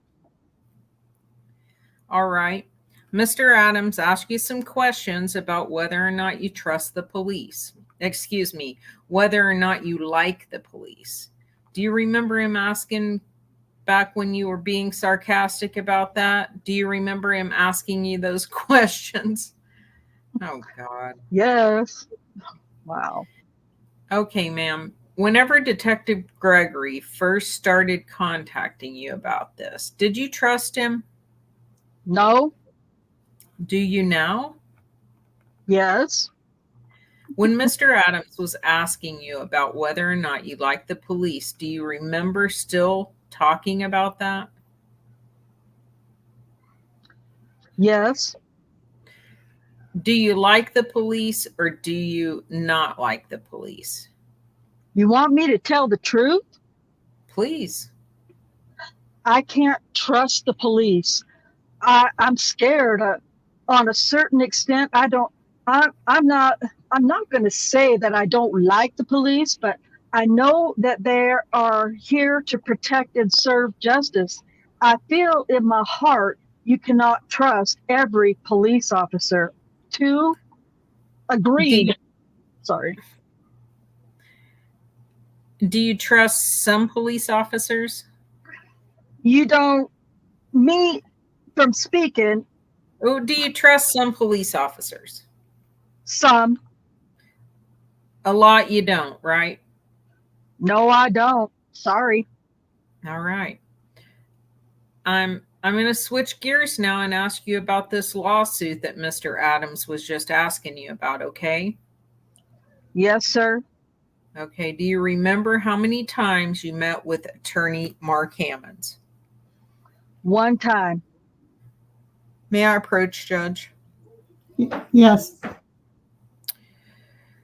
So that you understand, okay, on page 3 that Mr. Adams asked you about, it absolutely says what he read, right? That on March 25th, he broke into the home of TB. TB is you, and sexually assaulted her. You've already said that's not right. That's not right. Did you ever tell Mr. Hammonds that he broke into your house and sexually assaulted you? I don't recall telling him that. I haven't even seen him since. Are there other things in this? Let me ask. Paragraph 1, it talks about someone with the initials SE. Do you have any idea what he's talking about, or about May 7th, he sexually assaulted female identified as SE? Do you know what he's talking about? No, Why is he asking her that? I don't know. I mean, why would she know about that, actually? Just because the same attorneys representing more than one accuser? Although I don't think Mark Hammond ever made it to the end on this thing. He didn't. Well, no, he was. No, oh, maybe not to the end. You might be right. I'm not sure. Anyway, it's weird. Why that doesn't have Yeah, anything to do with her allegations. Why is he bringing that shit up as a distraction? Maybe because the two alleged incidences are months apart. So that just makes no sense. Well, down below, it looks like he's making the point that there are things in here you don't know, or you don't know what he's talking about, right? So I guess he's trying to make that point. Well, yeah, but why the hell would she know about those things? That's not her. She's not. He shouldn't be. He just doesn't have any other thing to say. He's just trying to confuse the jury, I guess. Gotta keep those lips flapping. Mm-hmm. Anyway, well, maybe it'll make more sense. That'd be the typical thing that happens when I stop the reading and ask a question, then 5 lines later it answers it. Oh, are we on 4? Yep. Okay, the next one. Let's go to J. Let's go down to K. Assault, sexually assaulted by the name identified as SB. Do you know what he's talking about? Why is he doing this? To confuse the jury is the only reason I think of. Has to be. No. Okay, would you agree with just that? There's things in here you don't even know what he's talking about.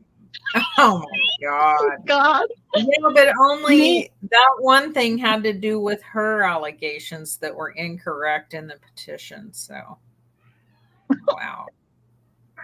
Good job, Gayland. Kay and I are famous for doing that. Questioning something and then getting the answer, like she said 5 lines later. Oh, God. I don't know what he's talking about. Ma'am, do you know what pleading jurisdictional limits means as a lawyer? Oh my God. No. I shouldn't even know. No. Do you have any idea as you sit there, why this lawsuit that encompasses people like Janie Liggins and others asked for $75,000? Do you know why the lawyer put that in your paperwork? Rhonda does, but Tabitha Barnes, no. Okay. Have you ever heard of the concept in law that you have to allege a certain amount to even file your lawsuit? Has anyone ever talked to you about that? No. Did Mr. Hammond talk to you about saying I have to allege $75,000 in order to get into the courtroom? Did he talk to you about that? No. Okay. Ma'am, do you feel like the police department should pay you some money? Yes. Why? Because I was violated, and Spike was on the clock, and Spike was on the clock for one. And not only me, it's many more out there. He should pay for what he done. Justice. Justice. It's not about the money. I didn't even think about money. I'm saying I could care less. I would rather see him put away than me get a 10-cent round a dime. Whatever the fuck that means. And let's talk about that for a minute. Has anybody from the police department or my office given you any money other than getting you a hotel room last night? No, wouldn't even buy me a pop. That's right. Do you remember asking Detective Gregory for some money for an ID card?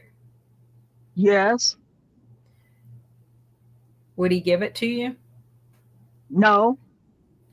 In any way, ma'am, are we paying you to come here and do this? No, just Is it, in fact, just the opposite? just the good work that y'all have put out to pursue this case. Oh, fuck. And I'm Okay. not Hold up. Horseshit, sorry. And I'm not saying that's what Mr. Adams was insinuating. I just want the jury to understand nobody's paid you to be here. No one's paid me a dime to be here. And I'm not saying he was saying anything different, okay? Let me ask this question. He asked you about a lot of things that happened last night. Do you remember that? Yes. There is no doubt. Is there any doubt you tested positive for PCP today? I'm not going to lie. Since when?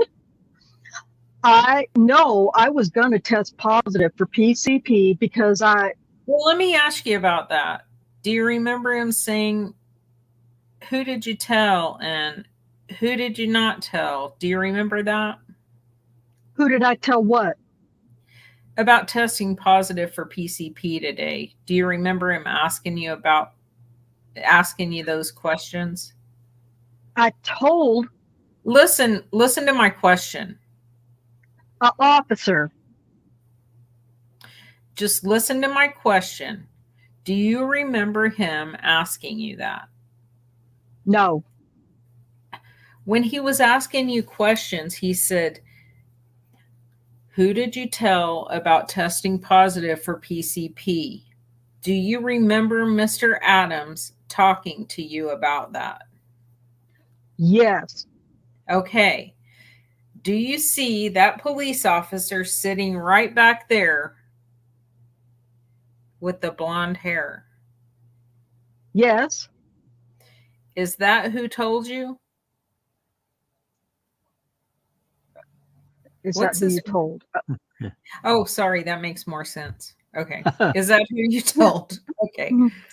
I was confused. Yes. And when did you tell her? Going up to take the P test. After you talked to the judge? Yes. On the way to take the test? I said, I have a confession. Okay. That's who you told. Yes. But you would agree you didn't tell the judge. You told her. Yes. All right. The events that happened last night at the hotel, do you remember him asking you about getting another? I'm reading off your thing now. Oh, room. sorry.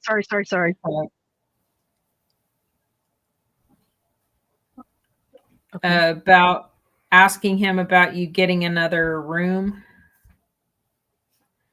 Remember Mr. Adams talking to you about that just a little while ago? He was asking you questions about what happened at the hotel. Do you remember? Jesus, Gieger. What the hell is he on? Oh, that was like a pretty serious compound question, it seems like. Yes. I'm like, she understood that. Come on now. Okay. Why did you need another room? My son, my mother, there was 5 people in one bedroom. It was uncomfortable, very uncomfortable. Okay. I don't want to be in the bed with people that have accidents. Oh God. What? Who's the youngest person there? 11 or 13? Ron, whoever the hell Ron was. Oh, it was Ron. That's right. And The ma'am, 8-year-old. I don't want to get into personal things that happened, okay? Was yesterday, not this morning, but yesterday hard too? Was that a hard day for you to come here and do what you testify yesterday? Jesus. No, it was not. No, it was not. Like I stated today, have you ever heard you woke up on the wrong side of the bed? That's what happened? Yes. I think the last thing I want to ask you, and then I'll be done, all right, Yes, sir. is this. Mr. Adams had you listen to a recording a minute ago about your feet being inside the police car or outside the police car. Let me ask you 2 or 3 things. Let me ask you 2 or 3 things about the police car if I can. You with me? Yes, sir.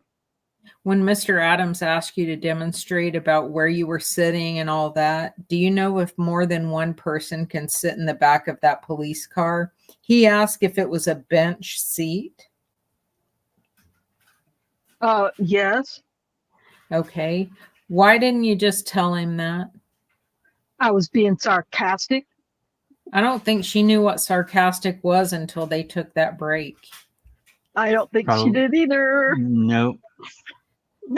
All right. Do you agree? Strike that. Let me rephrase. Did you tell Detective Gregory that your feet were inside the car whenever you listened to the recording?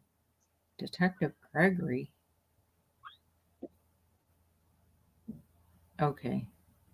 Oh yeah, when she in the recording, did you tell Detective Gregory that your feet were inside of the car? He is that was a weird way of phrasing that.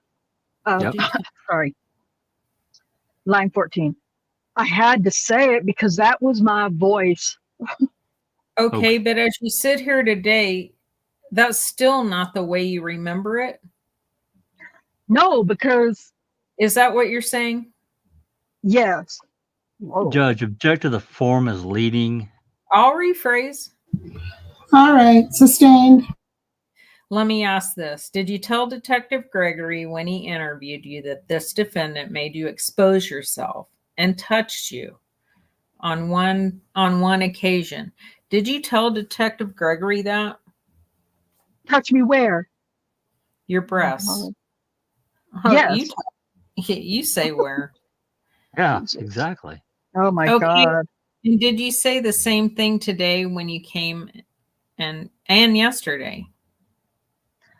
Yesterday. Yes, ma'am. And did you say the same thing whenever you testified at preliminary hearing? Not object to the form, it's leading. All right, you can answer. I'll overrule it. You can answer if you remember. Do you remember talking about that at the preliminary hearing as well as when you testified before? That was the first time Yes, ma'am. back in the day 7 months ago. since we've been here. Oh my God. No, the time before when you came to court. Repeat the question, please. Did you say the same Wow. thing the time before when you came to court? Yes. And whether your feet were inside the car or whether your feet were outside the car are the things you told the jury about this police officer doing that were are the things you told the jury about this police officer doing that were inappropriate still what happened. Nice sentence. Wow. Dude. Yes, sir. And have you changed that story at all? No, I have not. And I'm not going to change it. It's going to live with me for the rest of my life. Pass the witness.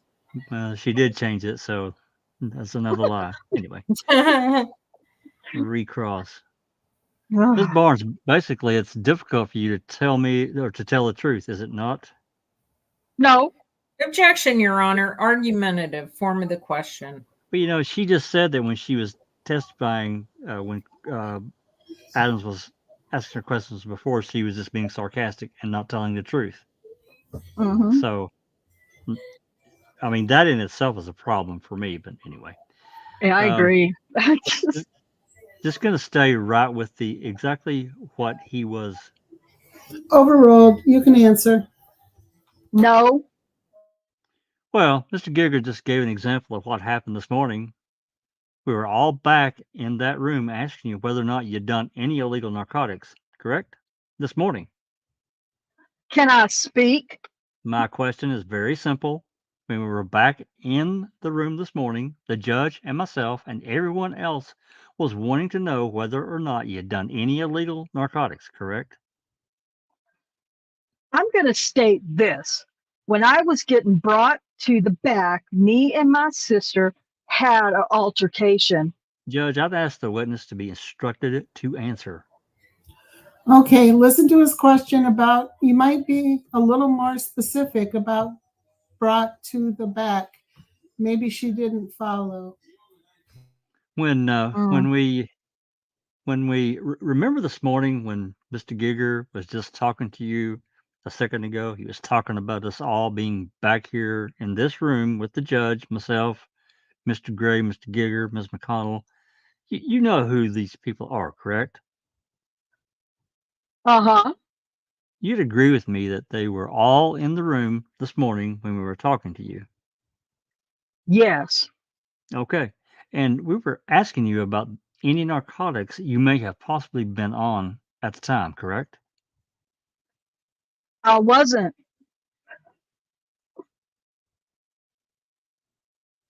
Court. Oh, I'm sorry. Listen to his question, ma'am. We were asking you whether or not you would test positive for any illegal narcotics.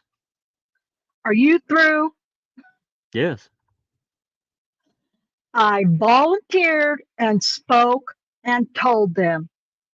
You told us, and again, Miss Barnes, I'm not trying to quibble with you, but you told us, all of us, back in the room, the judge included, the only thing that you did that was illegal is you had smoked some marijuana. But after you leave the room and you know that you're gonna take a UA, you know you're about to get caught. Now you're telling us that you tell a detective that's not even sitting up here at the table that yes, you're gonna test hot for PCP. That's the first person as you're being led over to take the UA that you tell that you smoked some PCP, correct? Can I speak on that? Just answer the question. Is that not a fair statement of exactly what transpired? Well, when you smoke blunts, you lace PCP with it. So I had to think it's going to show up too. So that is a fair statement of exactly what transpired this morning. You didn't tell anyone about the PCP until you were being led over to the building to take a urinalysis test this morning, correct? Nope. When I was led over to the building, You just will not answer that question at all. The judge should have really crawled up her ass yeah. about it. Your Honor, I'll pass the witness. All right, anything further?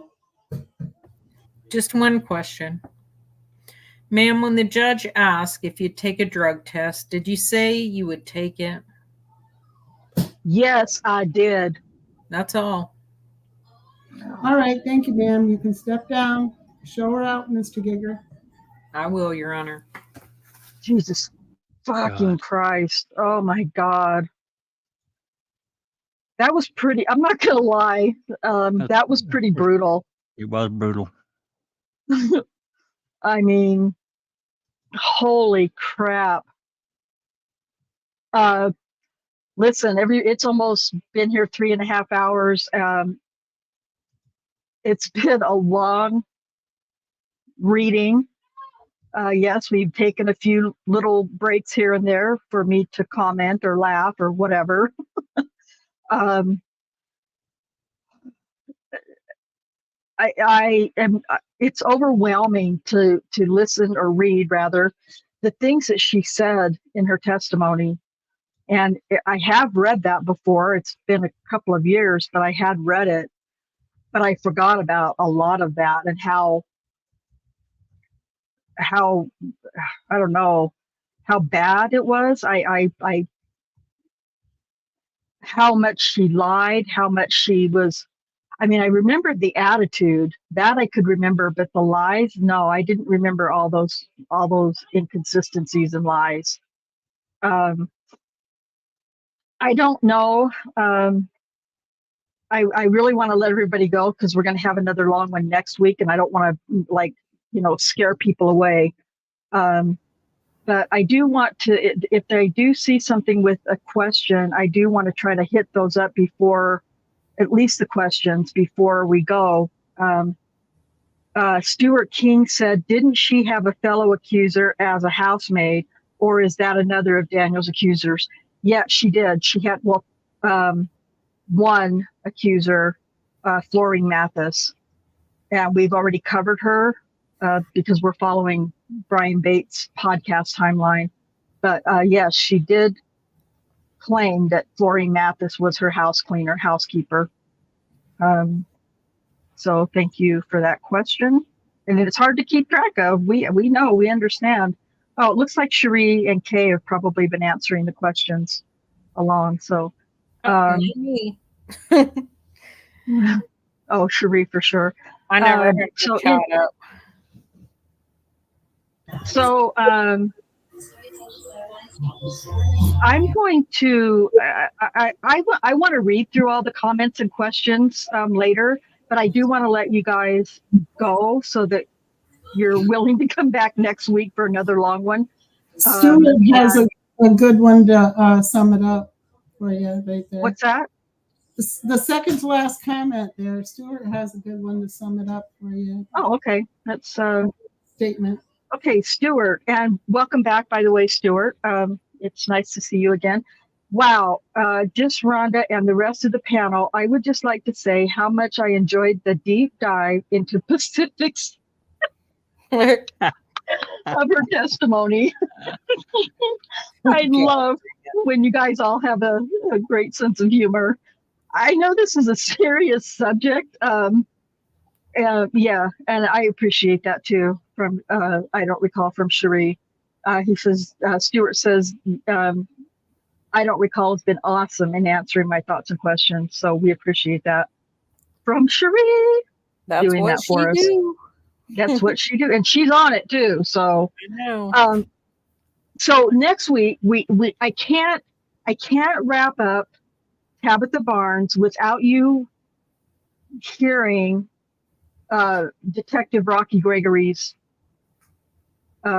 testimony based on her case, her story. So we're going to come back next week and listen to Rocky's flat out lies and inconsistencies. And listen, you guys, I'm not just saying that because, I believe Daniel's innocent and so of course everybody else is lying. It's not that. It's what we've discovered in reading these testimonies and these these transcripts and different documents. It's not us or me just thinking in my head, oh, that, that's this, he's he's a liar or she's a liar.